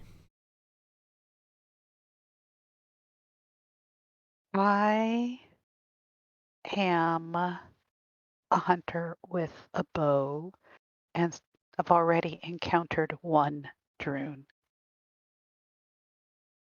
The mushrooms don't look very good to me, and I'd much rather have somebody else's opinion. I think I'm going to back out of this space as quietly as I can and hope that I do so well. You start to backpedal out of the glade, and you can return back to the group, who are couple hundred feet back. So you gather together once again. Firewood is warming up the food that the Friar is cooking. Everyone's got their bedrolls laid out. Yeah, so toss it back over to you guys. Any conversation, Lillibeth, that you're going to start in with as you start gathering around? Yes, I think there might be. So like, everybody come on, around the fire and keep your voices down. Okay. So while I was out looking for water, I found stones, Thomas. A whole circle of them. And in the middle, Friar, mushrooms, toadstools, bright scarlet. I didn't see any spots, but definitely bright scarlet, and only inside the circle. And in the center, from where I was standing, I could see that a very large slab that's in the center had been broken in half, as if something had hit it with a gigantic sky hammer. And I decided I'd probably bring the water back so I could tell you what I saw. I'm not going into that space by myself. First off, do we feel safe this close to those stones? Will we be any safer if we pick up and leave? We're just as likely to accidentally traipse towards them, given our sense of direction right now. Ouch, but yes. Oh, nothing against you. I mean, given we're all a part of this. It's dark, misty in the woods. We have a nice clearing here for ourselves. I think if we pack up and try to leave, who knows? But I think it's very important that we take our watches seriously. Yes. Yes. If we decide to go look at them, maybe we wait for the morning. Yes. Together. Yes. Who wants some wine? Ooh. Uh. That'll help keep me awake during my watch. Of course, I want some wine. Sorry, that is sarcasm. Of course, no wine for me. But do you have any stimulant drinks? Anything I can chew on? I've never done pipe weed before, but I've never seen that actually help very much. Oh, do we have a pipe and pipe weed? Someone I bought do some. I do reach into my pouch, and I pull out some of those crystals that I pilfered from our friends, and I say, I don't know if these are stimulants or not, but did you want to try this? If you want to see something on your watch, that's a good way to do it. To see something. Thank you for the offer, but I was hoping perhaps the friar might have something in his pouch. Silver, didn't you buy some tobacco from the? I feel like we bought a pipe, like a little pipe. It's not on my character sheet though. Maybe Yeah, you bought like a corn cob. Yeah, pipe I swear you bought a pipe in like a few doses or a few uses. I must have. Maybe I didn't add to my sheet because Ryan did, but I'm gonna put it on my sheet just in case. That could be. But I'm gonna put it on there. I've got a pipe with I think it was 5 uses. That's what I remember too. I thought you got one for like everybody. Yeah, so I will. I'll offer it up. Maybe on your watch, you could smoke your pipe, keep yourself awake. So just recall that the mechanics for smoking a pipe is that you could propose a question that everyone's going to be discussing around the fire, and there's a multiplier effect if more than one person is doing it. So it kind of represents that the group is considering a question. You can do a roll, and you might get some info from the DM or the GM if it goes well. Gotcha. Does anyone have a question they want to propose? I have a question about this ring of stones and the mushrooms in the middle. Is there not some connection between like mushrooms and fairy rings and portals and I've things had mushrooms and definitely have seen fairies, so I wouldn't. Maybe. Possibly. I mean, it seems like it is. The fact you said it was in a circle inside these.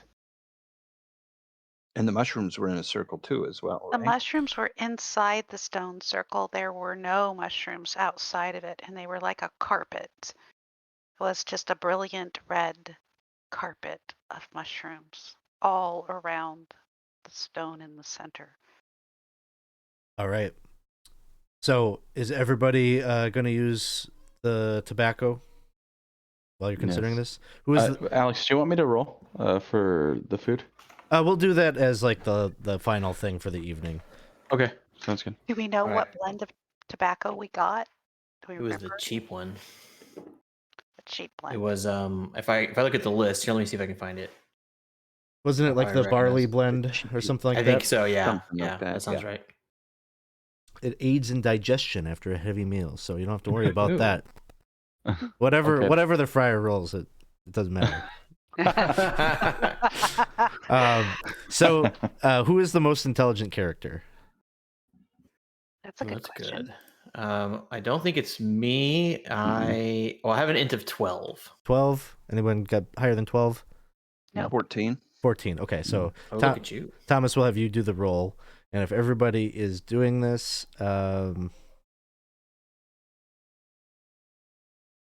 you could add a additional +3 for other companions that are joining in on that. So Right, D20 plus your intelligence modifier, although 14. Yeah, 14 is a +1. So +1. so a total of D20 plus 4 in total. All right. Blow on this. 15 plus 3. So, and 4 for mine, so 19. Nice. I hope. Actually, there's no DC set, so it should be a roll under. So it should be D20 minus 3, and then compared to your Okay. intelligence. So, and do I do anything with mine? Is my +1 then a -1? Is it -4 or just -3? Yeah, -4 we're going to do. Okay, so then that would be 11. Okay, so then you're good. You clear it. So, in response to your question here,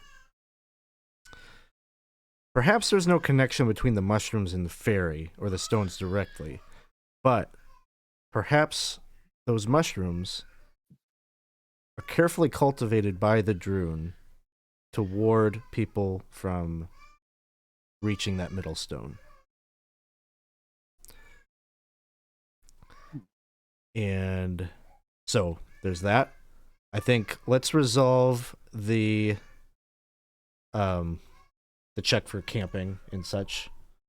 So cooking.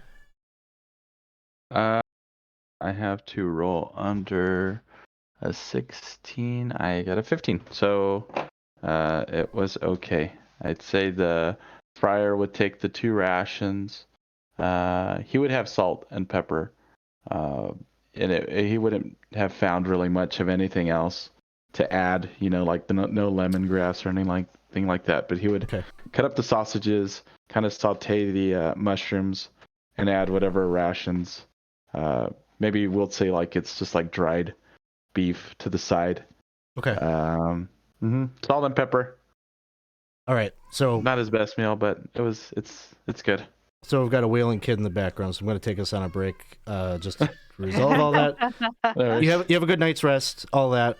We're going to pick back up in the morning, so let's take a 10-minute break, bio break, get your coffees and such, and we'll be back in about 10 minutes. So thanks, everybody. Okay. We'll be right back. Bye. Thank you. Hey, everybody, and we are back. Thanks for sticking it out with us here this morning. We're playing Old School Essentials. We're playing through some Dolmenwood, and we are picking back up. The morning after, the group had tried to make their way due south. They did get a bit lost in the woods, had to hunker down, make camp. They did discover that they are very close to a circle of dolmen stones, not too far away from where they made camp. You made yourself some food, took your watches throughout the night, A lot of that hooting of those owls, but nothing directly bothered you during the evening. Just sort of a general sense of eeriness. And as morning comes, the weather, like a light switch, flips and becomes this sweltering still heat, humidity, very heavy, and it is like full on summer weather, like mid 90s, and so you're sweating bullets as you're waking up. Stark contrast to the day before. So as you're waking up on the 13th day of Chisting, I believe, Lillibeth, you would like to try to find the path once again and see if you can get unstuck here. So, Okay. What is it that you have? Is it a 3 in 6 chance? 3 or in 6 chance. Okay, so then roll a d6. On a 1, 2, or 3, you have a success. 4. So you're not really sure where you might be. If you happen to be in Foundry and you're looking at the map, don't trust that your token is where it says it is. So you could also, I guess, make an attempt to see if you could pick up on tracking Sir Geoffrey, although you don't really have an origin point for where he is. So I'm going to say that this would be at a penalty if you attempt to do that. We will say, so normally you have a 50% chance of tracking. I'm going to say that's going to be cut in half. You only have a 25% chance because you don't even know if he went this way. But you can make an attempt. I can make an attempt. So should I use a percentage die then? I think on this we need to do is percentage, and on a 25 or lower, you will have a success. Okay. Okay, the two of them together just to get the... No, that won't work. Hang on. Got it.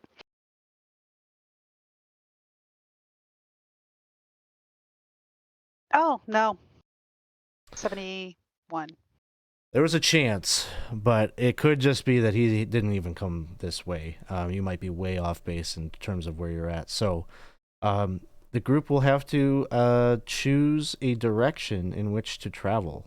You could go north, northwest, northeast, south, southeast, southwest, just to give yourselves a general direction in which you are traveling. But you're more or less to stab in the dark. You're probably pretty certain you're still south of the road because you haven't crossed the road yet. But I want to go check out those stones. okay. That's what I want to do, just to make sure that our Friar's agree. idiot brother did not. Certainly possible. So I think it's our best lead. At least we could check it out. I'm sure that he didn't go that direction. Right. You could maybe Um, identify those mushrooms as well. Right, but as maybe at a distance, let's not get too close, because who knows Well, I will what say those this. mushrooms can do. We are currently still, let's say we encounter the Droon, all right? I don't know if Droon are adversaries to one another or working together, but we still have that letter from, or I still have that letter from Grimlock that is asking us to complete a task for him. Now, we have gone a bit out of our way, but we are currently in the employ of one of the other drones, so perhaps with that, it may be a get out of death free card if one drone knows that we are working for another. Sure. It may not work at all. I have no idea. So far, not much has worked. So But it's a play. It's a play that we could do. All right. So the group is heading in the direction of that glade. And so, this isn't a huge time commitment to get there. It wasn't very far from your camp. And you make your way in the direction that Lillibeth will be able to guide you towards. Like even the trees kind of change as you move towards the glade. They all are sort of this silver birch tree that kind of ring that clearing where the stones are. So there is a little bit of a feeling in the sun, kind of like there's almost kind of this like angelic light. I don't know how to describe it exactly, like a beam of light that seems like it just kind of opens up the glade to be real bright from the kind of the bleak, or not the bleakness, but the gloom, I guess, of the wood that you're coming out of. And you can see, as you're coming out of the tangled forest, those stone slabs, those yellow sandstone rocks that encircle that grove of red mushrooms. And then in the center, that split stone that Lillibeth had described to you. Okay, Alex, just for my mind's eye, is this like it's ringed by what would be something that would look like Stonehenge, that type of stone, and then a stone in the middle, or are these actually stones up from the ground that are coming up? You know what I mean? Yep, there's the rough Stonehenge rocks that encircle something that is more a uniform, like cube shape, I guess, or not a cube, but a rectangular shape.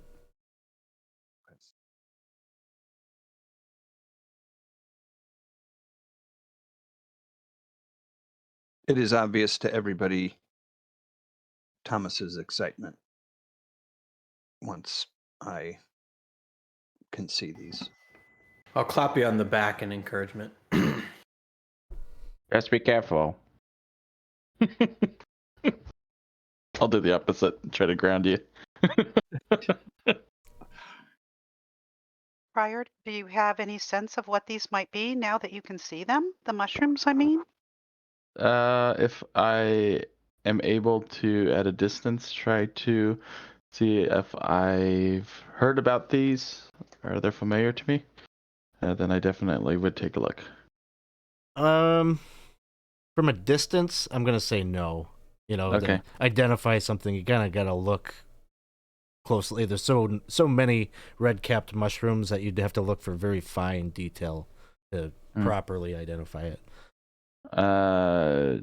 Friar would kind of relay that it is a bit difficult, but we did make some assumptions around the campfire last night. One of those being that probably these mushrooms, maybe some type of way to keep us from that center. You know, spores and such.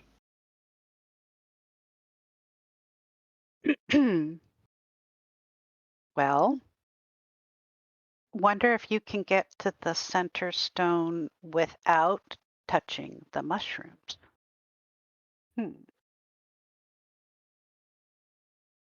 I could ask Apu if he even wants to try it. I trust his instincts.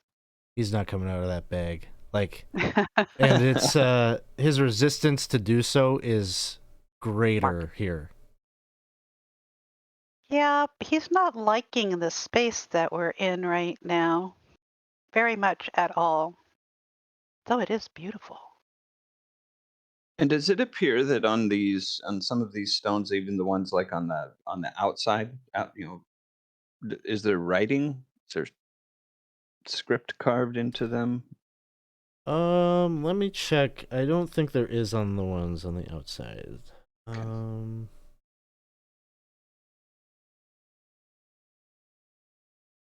Oh.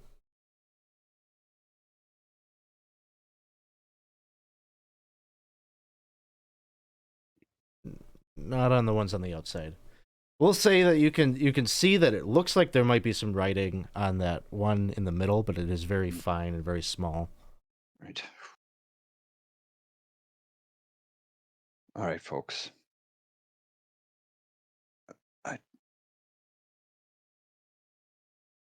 Only having read about these and such, I've got to get closer. Thomas, I'll catch you by the cloak a little bit. Try not to tear your patches.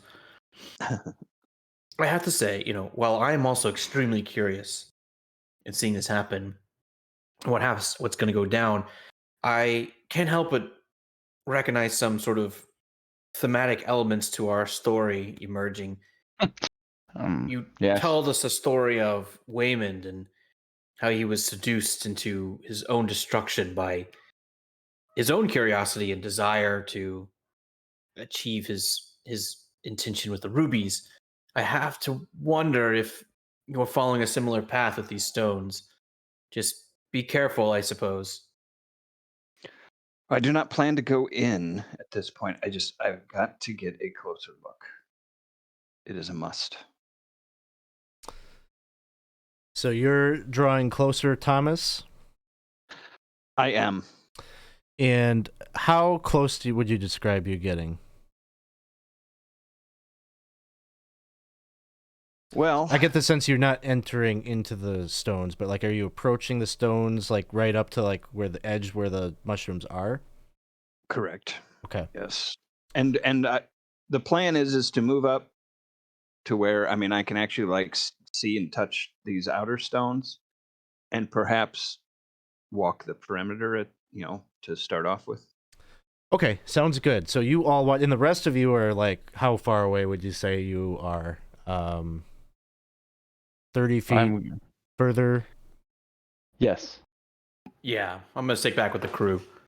Okay, like about like 30 feet behind where Thomas is going up to the stones. Okay, so Thomas, you go up and you start to kind of do your kind of surveying. You're looking at the stones. You're looking for writing, all that kind of thing. And counting my steps as I go around. I'm also trying to like map these things and all this kind of stuff. So I'm doing a survey of it by counting my steps to get back to the point where I started. As you begin to do that, the rest of you are watching Thomas very carefully, kind of making his way around the stones, maybe jotting down some notes. And you see the dense patch of toadstools. They begin to like enlarge. And as they do so, Thomas, you probably notice it, but before you can get away, they all kind of start to like release these spores into the air, and there's like a visible cloud of this fungal cloud that just like kind of explodes and disperses. Make a save versus poison. Oh dear. Okay, let's see. That is an 11, and I needed a 13. Okay, so as it happens, you breathe it in, and you're kind of looking around, and like everything, like all the colors have changed to be like the contrast of what they are on the color wheel. And you're seeing like your friend. You look back at your friends, and they all have like owl heads atop their shoulders. You're looking back at like the dolmen stones, and they all have like faces on them. Like this very serious like man is like looking back at you, just like imprinted on the stone, and it almost looks malleable, like the stones are breathing and looking at you. And in the center of the glade, like in front of the stone, there is this towering like 6'6" man who is wearing a headdress that has like antlers on it, and he's just like shabby cloak kind of stitched together of like hides, and he is saying, "Begone, begone, this place is not for your eyes, begone." And like things just like keep happening, like you're just like seeing things, and you're all watching like Thomas is like kind of stumbling around, might even like stumble into like the mushroom patch a bit. And so you all know like something is wrong with Thomas currently. And we saw the spore shoot up, right? Yep, it's very That actually very happened. very visible what happened. Like, Does anyone have a rope?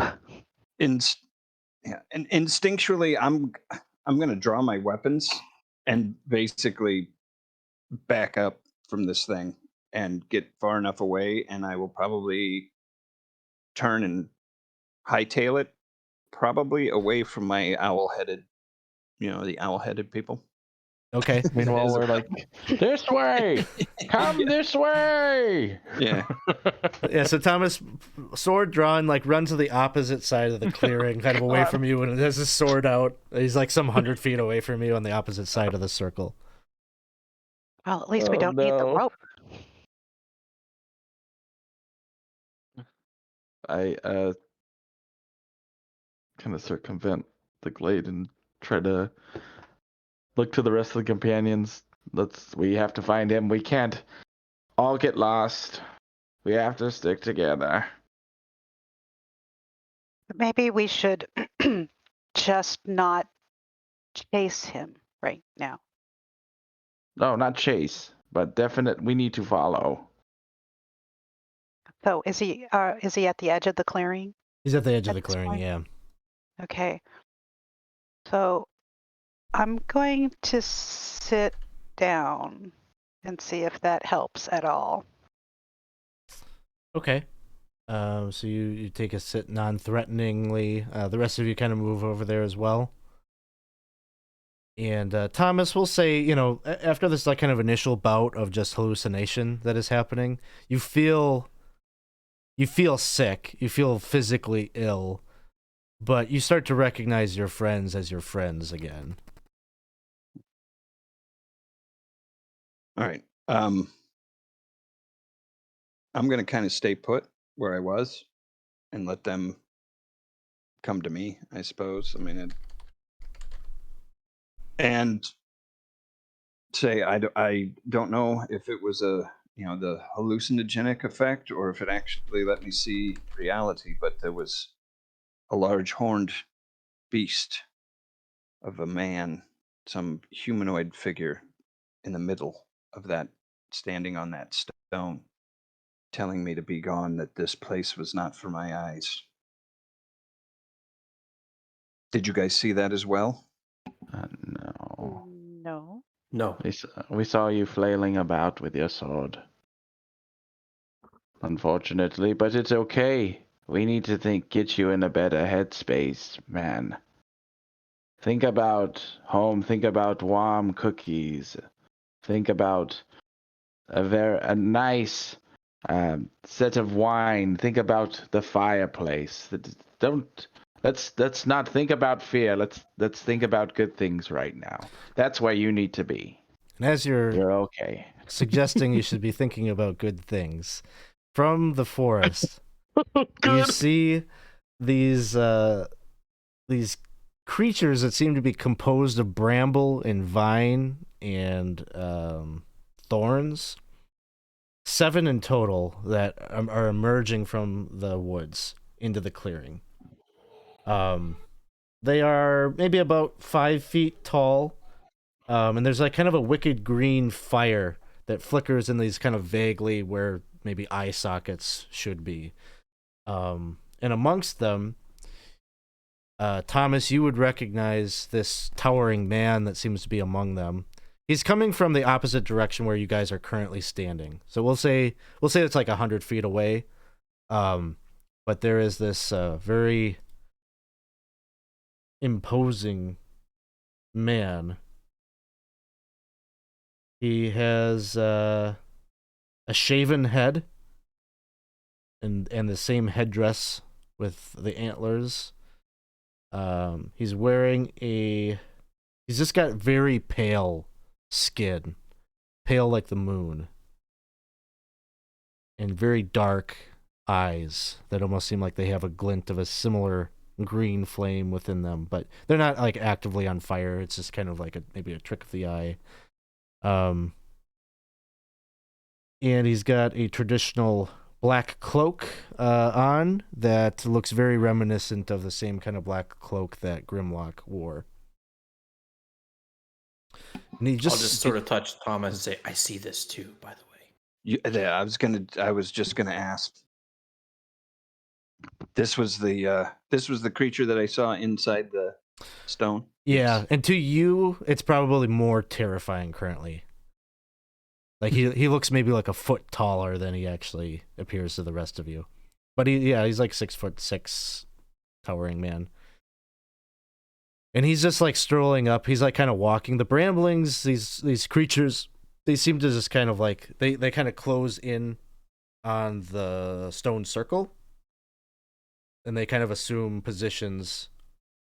Let's say there's 7 stones around the circle, and like each one kind of draws in close to a stone. And the man just moves closer to the glade, and he seems to walk into that patch of mushroom with no visible effect. Like the mushrooms do not seem to explode on him as he enters. And he's just like kind of staring at you all from afar.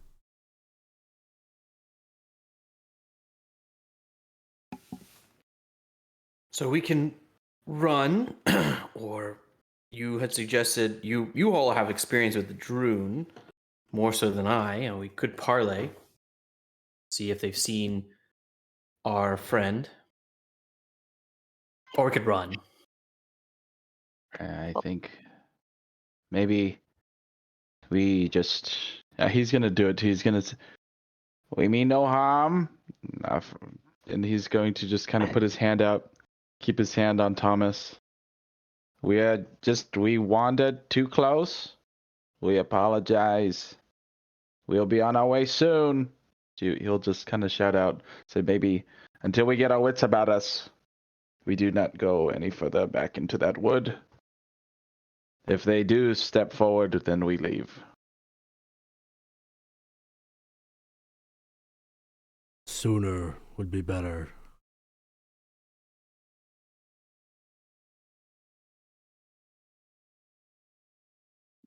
We search for our friend. My friend is not here. And he kind of points in a direction. He is lost among the dead. Lost among the dead. Do you say that allegorically, or do you mean that literally?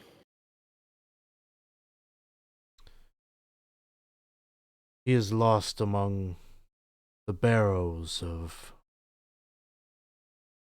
those that fought in wars long past.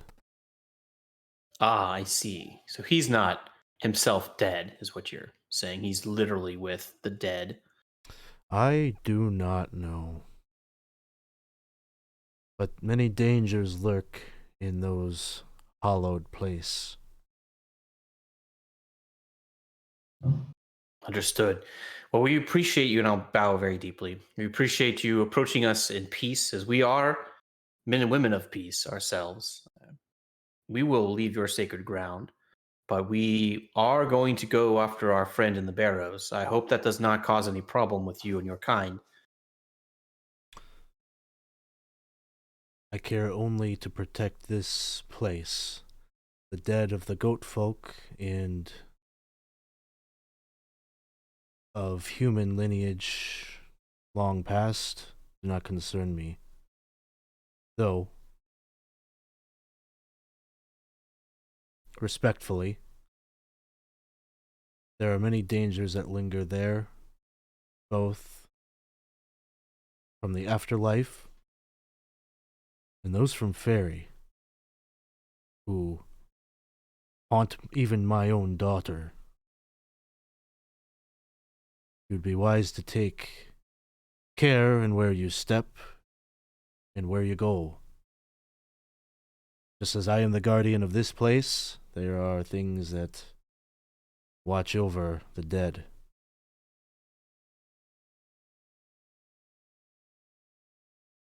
I'm gonna look over sideways at the friar because my ears have perked up over the haunting of daughters.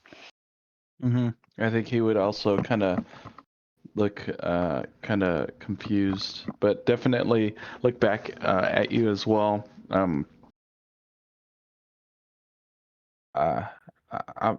He would just kind of call out, since it seems like he is, talking to us, He would say, we're looking for my brother. That's who we're looking for. He's said to have this elven maiden calling to him.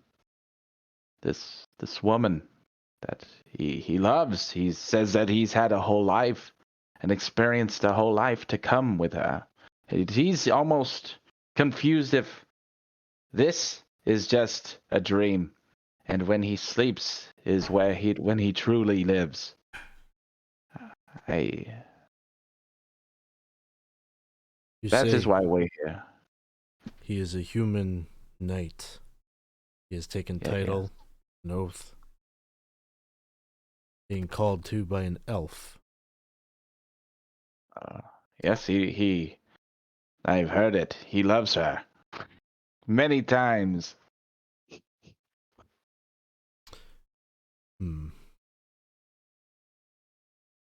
I do not know your brother, but your story echoes to a tale of another knight. One who is buried there amongst the goat folk.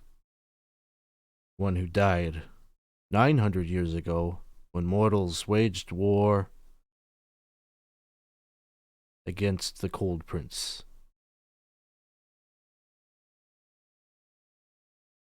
The Cold Prince. Perhaps you would find your brother there at the tomb of Sir Chide.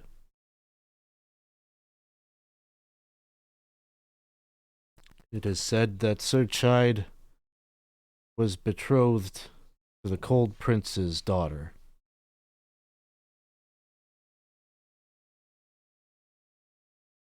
A love that ended when he died fighting against the armies of her father. A forbidden love between mortal and fae.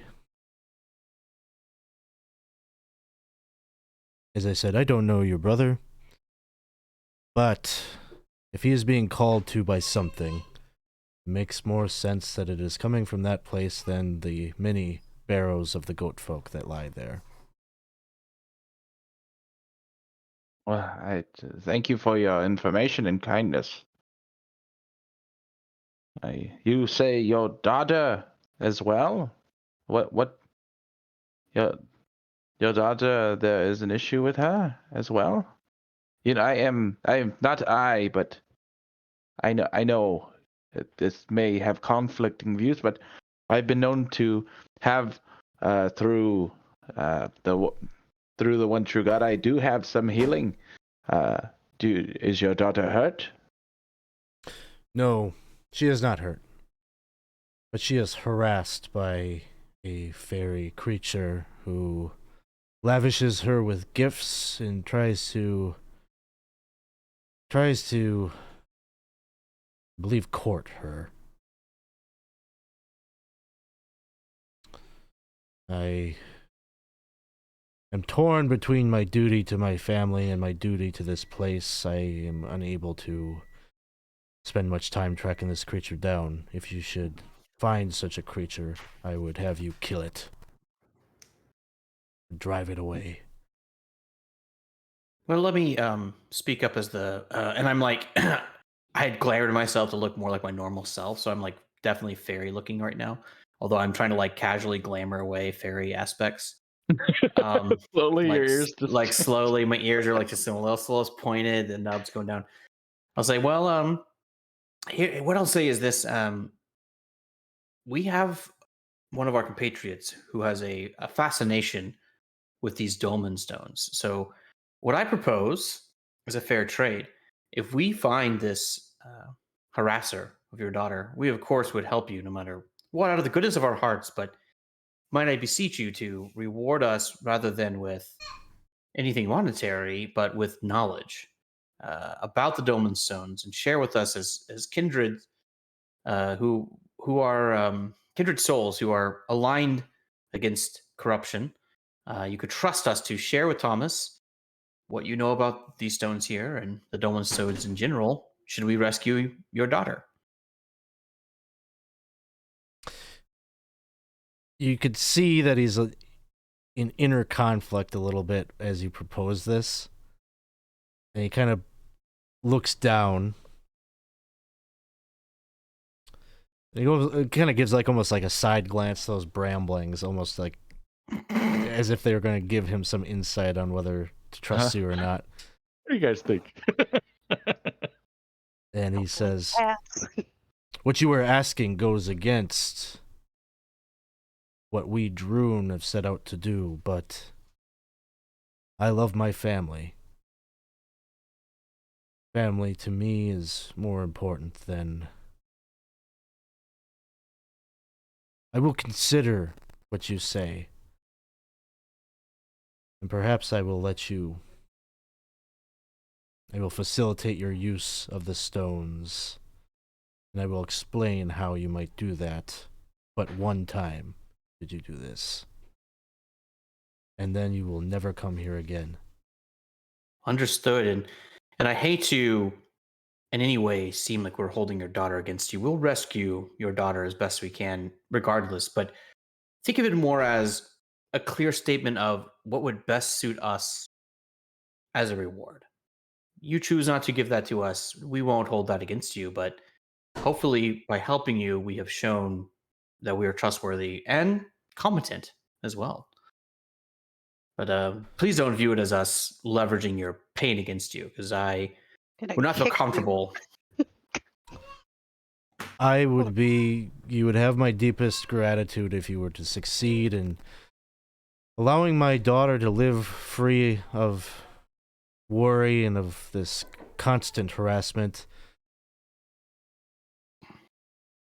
I would not see it as the way you put it.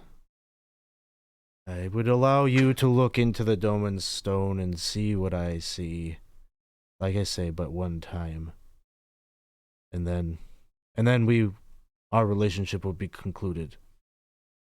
My arm's still on Thomas. I think maybe Friar would glance down at him and say, and then look back to the man and say, will he be okay? Drink extra water today. He will be fine, but it's going to take some time to work through his system. If you can keep him out of conflict, don't overstress yourself today. What is this stuff? I say as my eyes are really big. It's fine, man. You're okay. I'm here with you, man. You're okay. You're okay. He would just say,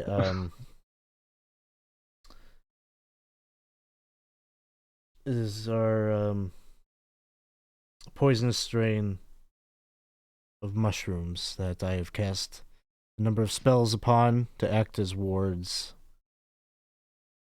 deter folk like you from entering in there.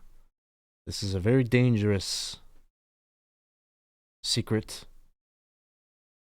that I guard over. I will say no more at this time, but if you prove that you are in good faith going to help me out with my problem and protect my loved ones, I might guide you to seeing through the stone.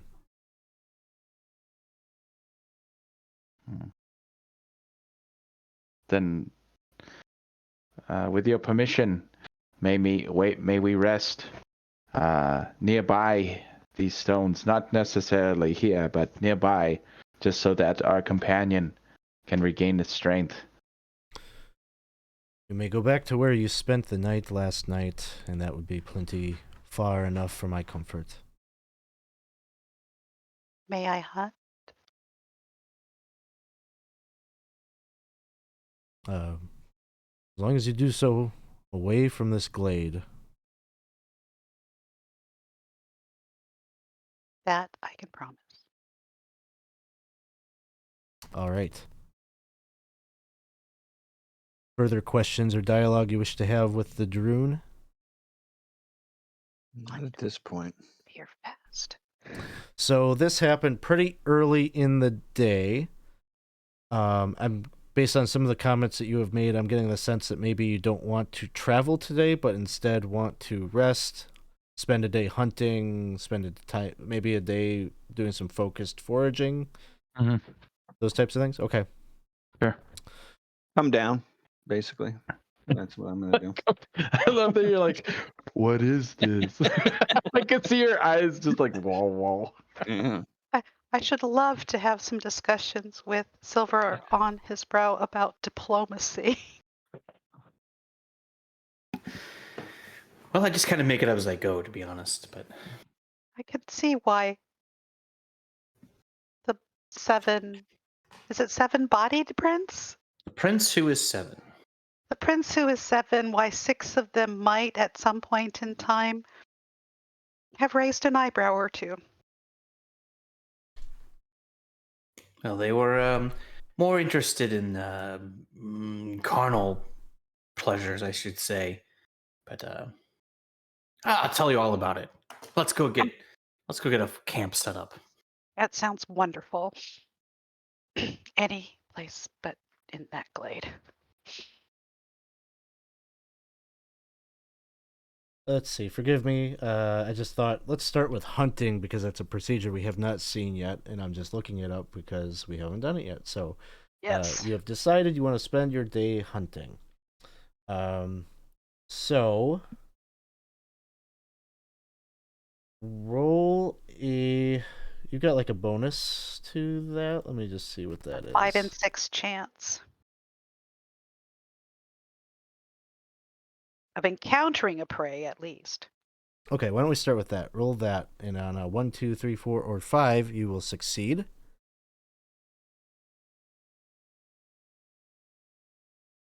4. 4. Okay. So then we will do a roll, a chance of stalking. Whether you can successfully creep up on game animals. Roll me a d6. Okay. Oh, wait, sorry. I think the intention is that roll is the same as this one. I'm going to say yes. So you're going to be successful at creeping up on something. Okay. So now we need to determine what it is that you sneak up on. So roll me a d20. Okay. A 15. 15. So you are going to come upon a red deer. Ooh.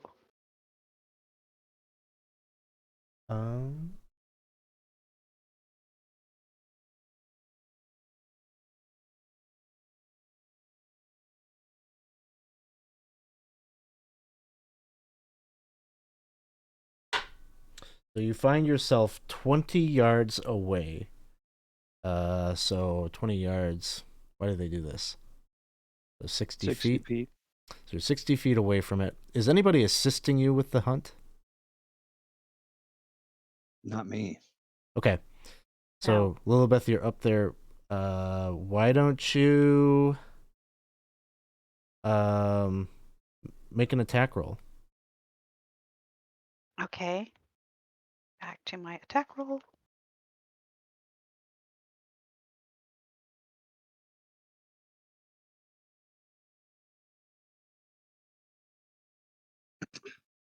Hang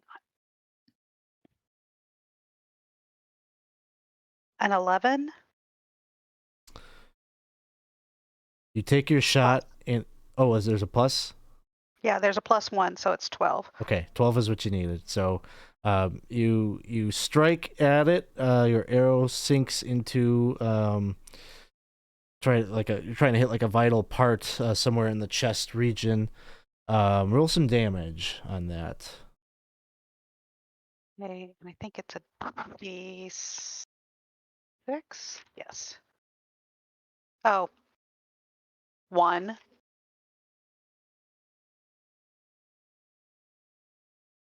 1 point of damage. Okay, so it's kind of a sloppy shot. And so you stick an arrow into its kind of more of its belly, so it doesn't hit quite the vital part, and it starts to run off. So, Hold on, I just gotta pull up. I have to see your ranges on the long. It's a short bow or a long bow? It's a short bow. Short bow. Okay, so the short bow has a range of.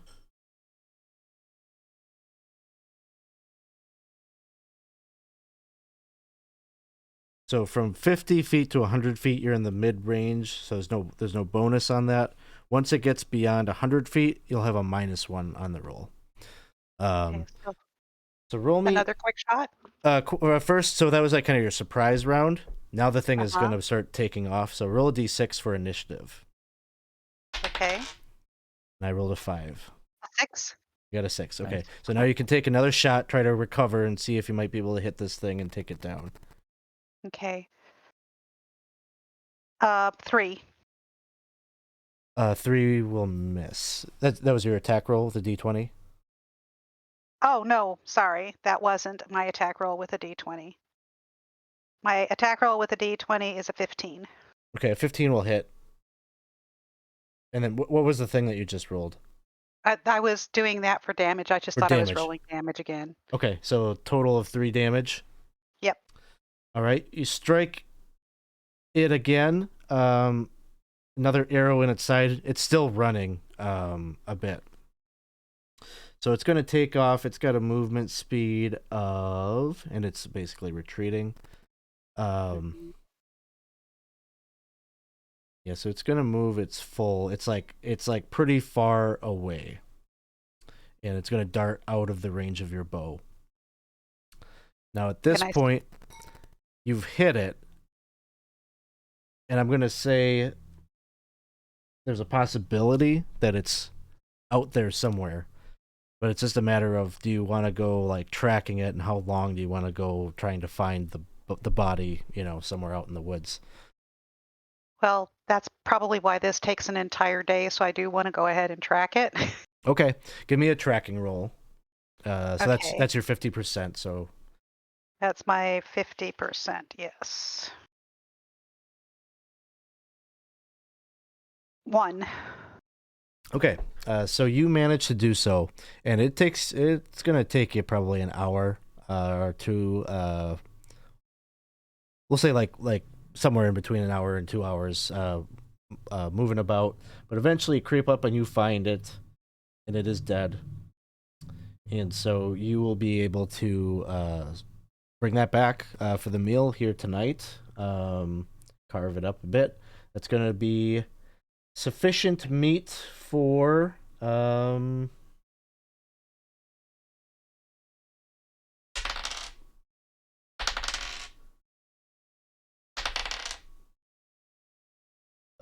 sufficient meat for 7 individuals. So you got more than enough meal to cover tonight.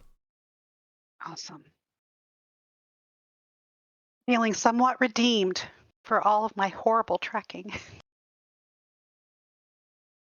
And the Friar wants to do some focused foraging. So go ahead and Yes. give us that. I just want to say that I'm so happy that you're a hunter and you get to hunt, because I don't think any of us would have been able to do that, because that was incredible. I get 4 out of 6, and I got a 4, so that's good. All right. So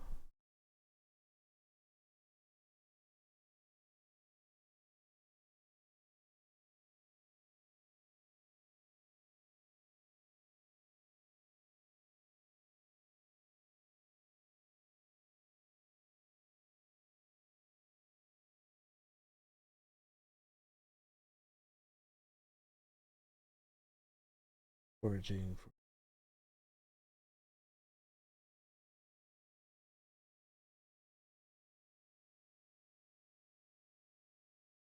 Okay. So you found something. Roll me a d6 to determine if you find fungi or plants. Sure. 1. Fungi. Roll a d20.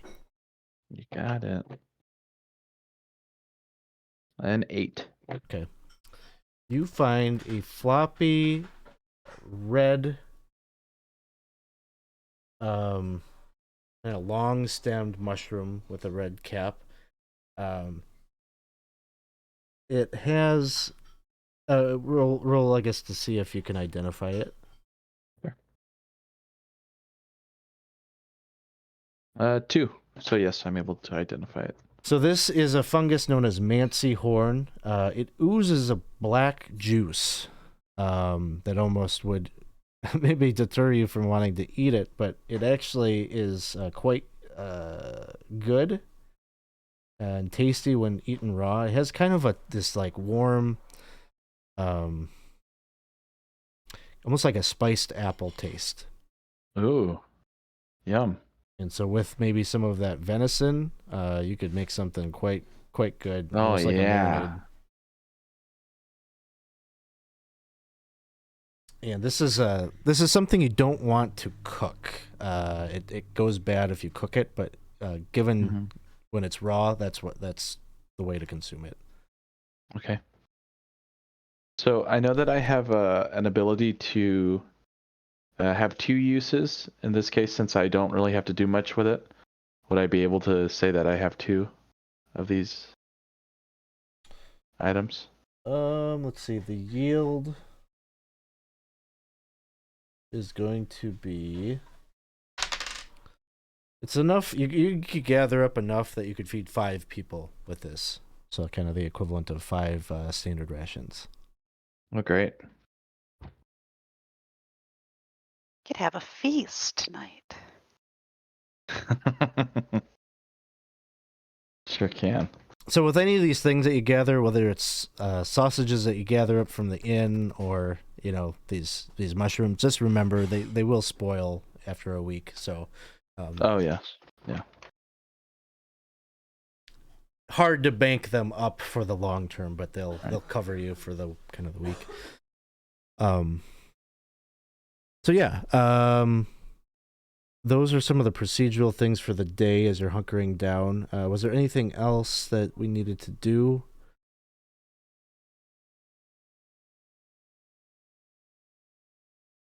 Compare notes.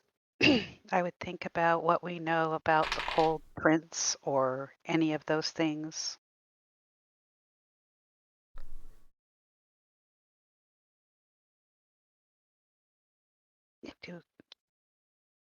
Did we get any real sense of direction as to where the barrow was?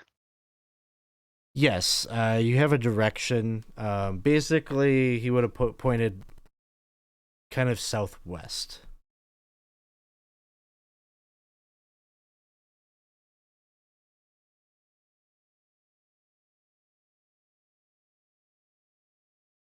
Let's see.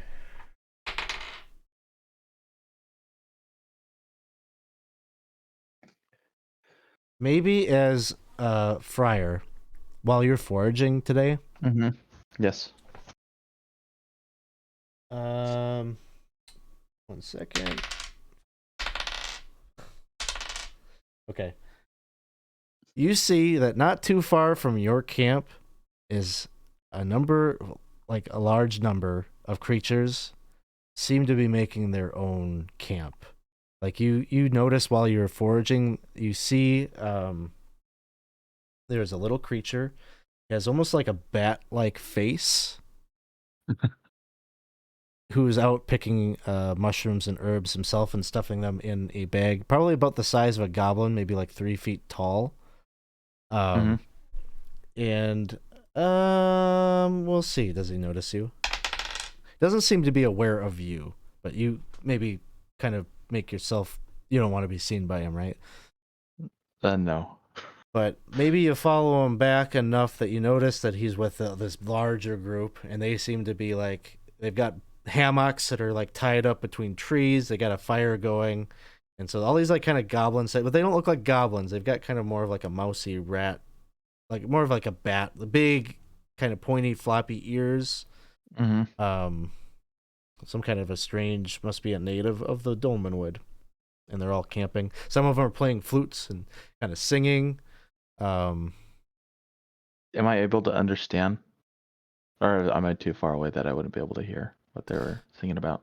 I think they are singing in some kind of language probably you don't understand. I guess I have to look that up. It's kind of very squeaky. Like they kind of speak in squeaks and chirps, Mm-hmm. and just the way that they talk is a little bit musical.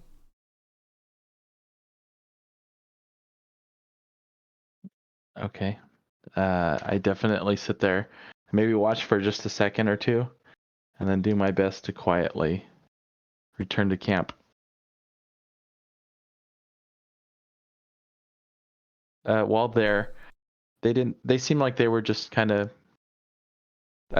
Did I see a lot of like weapons or anything, or were they just more jovial, going camping a bit? They would have weapons. They would have maybe little bows, little short swords. Not really heavily armed, like maybe leather vests. Mm-hmm. Let's see. Maybe I got this bramble picture up yet. Let me see if I can get an image in here. But yeah, you can return to your camp and let the others know what you see. All right. I'd kind of come back a bit hushed, and maybe call out to. I'm assuming that probably Silver would be there, and I would come back and. We know we're not alone, but there is another company of people. Well, not people. A bit, not goblin. A bit kind of up. I don't know. Long ears. They're squeaking. Little things. Not Grimalkin. I'm sorry. I don't know how you define people in your culture. So, Well, do they have humanoid. arms and legs? Humanoids? Arms and legs. Okay. Yeah, singing. They were actually playing the flute. Are you Also, sure I they're have not people? I found mushrooms. Yes, and I have not had any. So no, I'm just putting that out before we go there. I know my brother's not around, but that's the first thing he would say. Okay. Sounds Well, sounds horrifying. No, they're fine. happy little goblins playing instruments. That sounds amazing. Right. I would love to see this. Oh well, they are that way. Though there are many more of them than there are of us. Do they look dangerous? Well, that Are they big? it's hard to say. Everything does and does not look dangerous at the same time. Yeah, so. Hmm, that's very wise, actually. Mm. Did you say they had bat faces? Yes, that's exactly what I would say. More, they look more like bats. They're squeaking. They Terrifying. chirp when they speak. Singing. Hmm. I mean, no. And I keep on looking at Thomas, and I'm like, I'm sorry, no. But yeah, very happy. But he feels bad that he's starting to bring this in, while Thomas is still like. He keeps on looking at it. He keeps on like catching himself, but he continues to just explain what he saw. So as There's you're a short pause. Yeah. as you're describing it, like the rest of you start to hear the music, like it's getting louder. Like the party was just getting started when Friar saw it, and now it's like getting like you can hear a lot of singing, loud pipe music, and stringed instruments being played, and a little bit of a beat, maybe some drums. That's fun. Yeah, definitely not worried about being heard. Alex, but I haven't had any experience. I know these are kind of like in between creatures. They're not quite fairy. They're not quite mortal. Would I have had any experience with wood grus having only lived in fairy? I'll let you decide that. Okay. I'll tell you what. I'll say, well, I mean, I've never encountered anything like this, but exactly. But there are rumors that there are creatures, bat-faced creatures who reveled in music and song, kind of like goblins, like you said. I mean, we have stories of them that we tell to our children. Mischievous little things. So I never met one, but it's possible that's what we're dealing with. Well, are they mischievous in a good way, or mischievous like Mm, will lead you into the bog and watch you drown and find it quite amusing? well, I mean, so the story goes that there were a this type of creature that used to be a fairy, but it decided that it wanted to live in the mortal world and be immortal. So it betrayed the fairy ways to go live with the mortals and basically live a life of debauchery and excess and adventure. And so mischievous in the sense that they're not very serious like fairies, but they're kind of even more mischievous in that they abandon the fairy world. So again, these are just rumors, childhood stories. Looking very closely at your face right now, just to make sure there are no bat-like things appearing. My ears have gone back to like more pointy. Hmm. I think as you're telling that, I think the friar would come, kind of pat Thomas on his back, bring out his water skin, kind of be like, "Here, have a little bit more water, friend." Drink it. Yes, tonight is perhaps not the night to go and join the revels of. Yeah, I'm not really feeling that it would be good to go socialize with a whole bunch of people that I don't know at the moment. I agree. Well, listen, I hate to be the breaking with the crew, and I'm willing to give in, but I personally, I would love to see these things.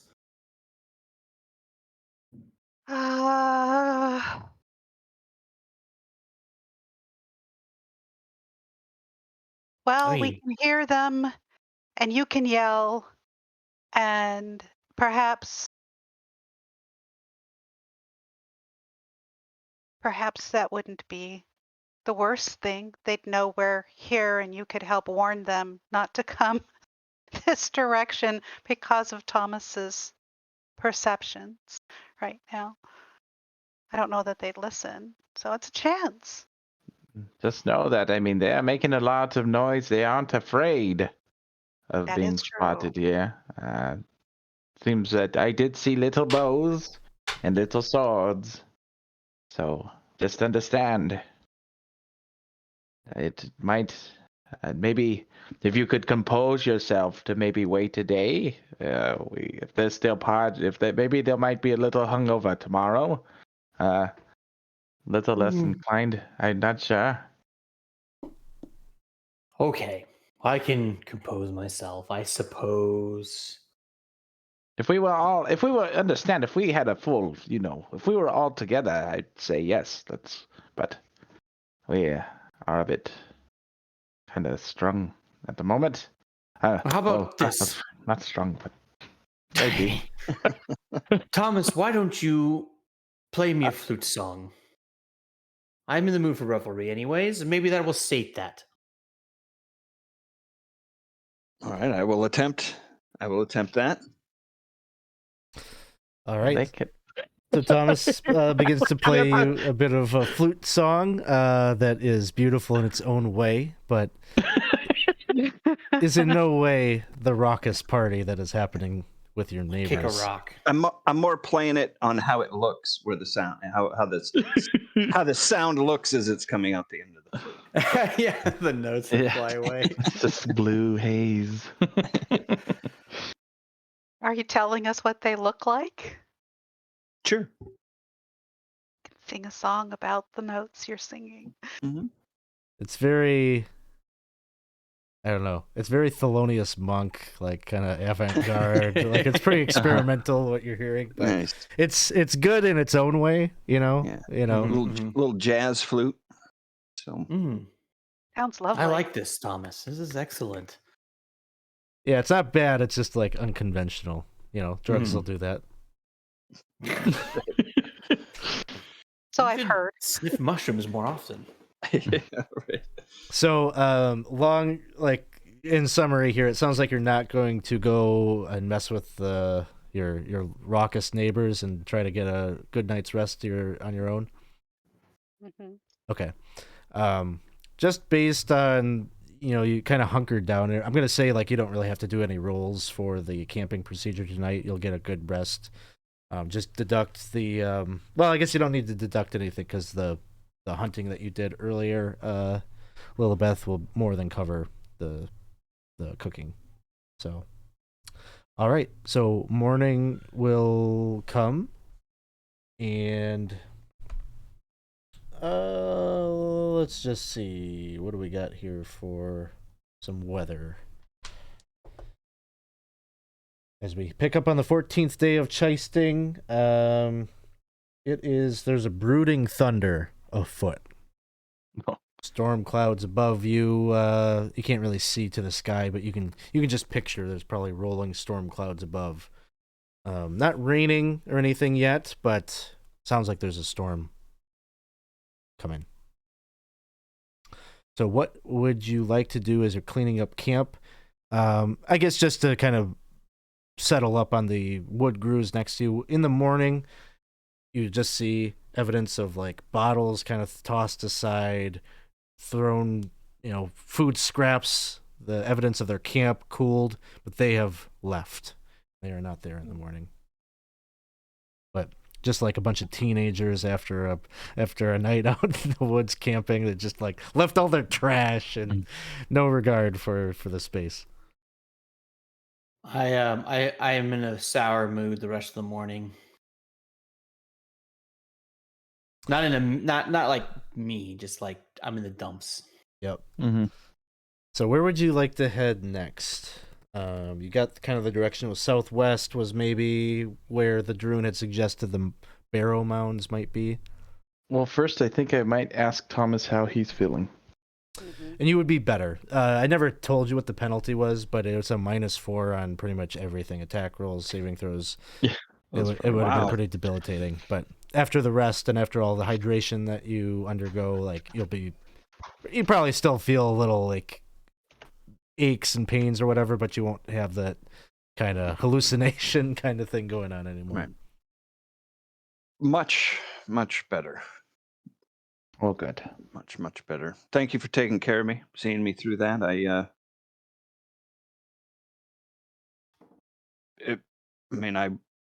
I would recommend if ever we find those that aren't magically, Oh, I guess, you don't have enhanced that. or whatever. It would. Oh, but It yes. might be good for you to get some of those. Perhaps it could be used as a. He's gonna just kind of look at fine you. Weapon.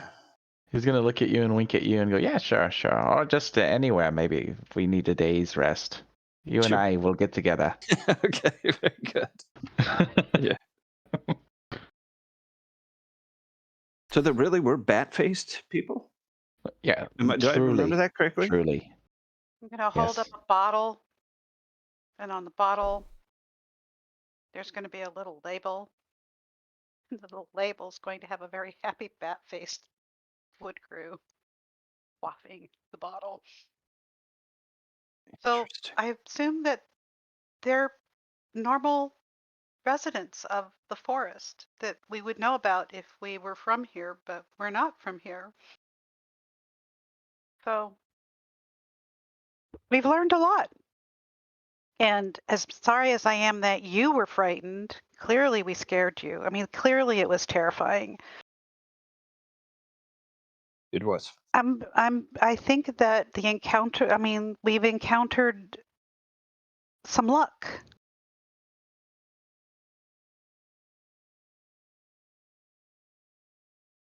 So thank you for your sacrifice. My pleasure. Well, either way, you know, Thomas, you going forward did give us some information to find my brother. I'm glad it worked out. It was my plan all along.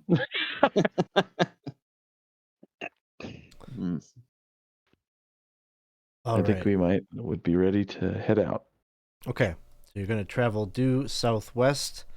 As you start to do so, at some point you're in the thick of the woods and in the forest, kind of roughing it through the overgrowth. But eventually, something of a, not exactly a trail, or a well kept trail, but it seems that there is some kind of like a clearing in terms of like larger trees that have been hacked down maybe long time ago. And there's just like kind of like a trench, I guess, in the woods. So it's still like maybe like tall grass and things like that, but it seems like intentional little pathways through the woods that seem to lead to these barrows that rise up, just kind of mounds that are grass covered, typically have some kind of a rolling stone or a you know, quote unquote entranceway into these, what you're led to believe these are grave sites, apparently, to mostly goat folk. Now at this point, I would say you could attempt another tracking roll because you have some sense that maybe Geoffrey had come this way. So Lillibeth, you want to attempt a tracking roll? We could see if you could pick up on exactly where he went. Okay. And so should I use the fixed-sided for this one? However you want to do the 50%, Oh, I think and then that's just easy. underneath whatever you choose. So if you're doing a D6, it'd just be on a 1, 2, or 3. If you're doing the percentile, then on a 50% or lower. The temptation to fudge is so high. It's a 6. Okay. So you're not really too clear on exactly where he might be in terms of tracking directly. Oh, it's just too confusing here. Well, it's been a few days, so you don't beat yourself up. Could we still perhaps follow the path? Yeah. Basically, the consequence here is I'm going to roll to see if there's a wandering encounter while Okay. you're mucking about in here. So we shall see. Thomas, you're carrying magical weapon of some kind, right? It's a silvered weapon. I do not believe Silvered. it is magical. Just wondering. I guess Yes. as you're doing. Oh, I'm sorry. Go ahead. Oh, I was just going to say yes. I mean, if there is by chance any creatures of undeath here, my sword will be useful. But it seems that things are a little bit hazy, I guess, from the conversation yesterday with the Droon. But am I to understand that these barrows were made a long time ago by the goat folk, but one of them is a human? This Lord Chide, am I recalling that correctly? Yes. It's possible, I guess. I mean, if we look at these various stones, I mean, tends to be, I would think there would be some marking, but I would think that the humans might be slightly different. So basically, what I'm going to treat this is as if you were deep diving into the hex that you're in, like searching for a secret. I'm going to treat it like that. It's going to take you the better part of today to find you're checking like all the, there's an innumerable amounts of these mounds, but close to the end of the day, we'll say at about like 6 p.m. or so, right about the time where you're starting to think we might have to like call it quits and try this tomorrow, you find a mound that's a little bit different than the others that you've been looking at. Most of them have been pretty nondescript, pretty uniform, but this one is different in that there's a clearing. It's still kind of tangled, branches of the forest have kind of crept it over this path, but you kind of brush those aside or duck under them, and you find a clearing where there is another mound that rises up, but in front of it there are some stones, stone circle. Mm. And hanging from the trees in the kind of the causeway that you're going through as you're clearing out the branches and brush, moving forward into that clearing, you notice that hanging in the trees are these iron owl figurines that kind of dangle there.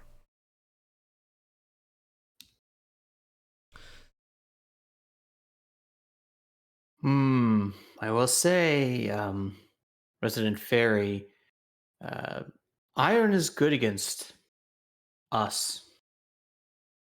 I don't like to touch it, but iron, silver, those are kinds of things that are very effective. So if there is any kind of fairy shenanigans, maybe this is a ward. Also, if we're so brave, it might not be a bad idea to get up there and get one of them. And use it to like clobber a ghost or something.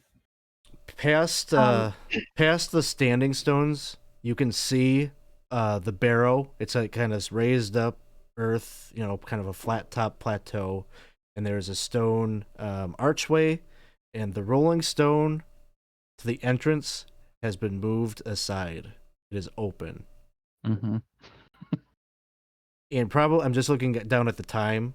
We're over time, so this is probably the stoppage point, and maybe somebody will be walking up out of that barrel. I don't know, but that is where we're going to end it. So I'll have to rename the session because we didn't really get to Winter's Daughter. This would be the start of the module right here, but Nice. So that's good because now it'll give you some agency. Do you want to, we'll have Ryan rejoin us at the start of the next session. You can choose whether you want to do this or not, and learn something about what Sir Geoffrey has been up to and what he's seen. So why don't we do a bit of gratitude while we close out this session here? It's been a bit, so just kind of popcorn around. Maybe call out a special moment or give thanks to a player who made the gaming experience a little bit memorable for you. Well, I'll call out Moreen. Really like seeing the hunting in action. It's really cool. I think it's, I really like that aspect of the system, like just different kind of like survival aspects. And so seeing the hunting actually play out, that was really cool. So I'm glad you instigated that today and played it out. Thank you. It's really great to have that chance because we had the day, and so for my gratitude in relationship to that, it is in fact to all of us as a party collectively sort of moving carefully through this space, which we didn't really know very well, and really playing the role playing really deeply, and in particular Isaac, the fact that you really stayed within character once again and it made it a lot easier to keep focused on where we were and how vulnerable we were. So thank you. Yeah, and I'll throw out to Winston with the role play about the whole stone and kind of the seeking for us to explain more. I mean, getting to know each other, but having the story hook for my character specifically, talking about the particular stone and the Nag Lord and all of that kind of stuff. I enjoyed that part. And getting a little more background on your character. So yeah, definitely. I like to say that I give gratitude to everyone, right? There's there's parts, right? I mean, Winston just being able to have all that information for us every time we ask. You're kind of like the encyclopedia for us when we ask questions about certain things. Absolutely. So it was great that you're able to remember and kind of bring things to light, even if some of these things are rumors, right? As far as we know that you're kind of telling the truth. It was just funny. It was funny with that part when he's all like, "Oh, these fairy," and you're like, "Oh yeah, it's a bind between the fairy and the world." And like the June just totally hates him. But thank you for that. I enjoyed the hunting aspect, Maureen. I said it there, but I thought it was really cool. I mean, just this game in general that we're able to have something. So it's not mundane. It's not mundane because it's so awesome just to have a day where we're letting our friend take a moment to kind of come down from this trip, and we're able to go foraging, and we get to go hunting, and it still was like an exciting day. Where these wood grew are over there partying, and we're trying to kind of hunker low. So that was great. And Chris, thank you. Also very much just for role playing that out. I had a great time watching you just trip balls, so that was a lot of fun. even when it was great, because even when like you were just sitting there quiet, I was looking at you because you were just like staring at the screen the whole time. And I thought that was awesome. Yeah, I had a lot of fun this session. And thanks, Ryan, for letting me talk so much shit about his character. Sure. He does. We'll keep that in just for him. That's right. I know he listens to him Please after do. the fact. So Yes, keep every time in anybody referred to him as that idiot knight or that dummy. No, just impulsive knight. Impulsive, not idiot. Yes. well, as we Tomato. as we wrap up here, just want to say thanks to all of you for playing and allowing us to do this. This is just, for me, a lot of fun to do something that, it's just like different than like kind of the week to week things that we're doing on the channel. And this is sort of my wake up and start the weekend off right kind of game. So I love that. Those of you who are watching, thanks for sticking it out with us and hanging out with us. If you're here watching the live play of this game, we really appreciate you sticking it out and being a part of the fun. If you are listening to this as the podcast, we're at the point now that I think I've got enough content that I can keep us going now. Like every 2 weeks, maybe I can have like a 90-minute segment or something to keep us going and keep it more consistent going forward on the podcast uploads. And if you want to see content maybe come out more frequently than that, consider maybe boosting the podcast on the Buzzsprout if you want to support the podcast and see more. It does cost a bit of money every month to how much upload. So if I've got something coming in, maybe I'll upload more. But until then, I'm kind of throttled on how much I can do. I think I've only got like three hours that I can do a month. So that's where we're at with that. So otherwise, as always, we would like you to be a part of our community and just join our Discord. So check out the link in the bio of the page, wherever you're watching this, if it's on Twitch or YouTube or whatever. There's always the one thing I always include on everything that we put out is a link to our Discord. We're very community oriented, and so that's the most important thing. Is we'd like you to come and hang out with us and talk with us and maybe sign up for a game to play with us. So with that, have a good evening, good weekend, everybody. We're gonna send a raid over to Guild Superior and see what they are up to today. Have a great day. Thank you. Yes. Thanks, everybody. Bye-bye.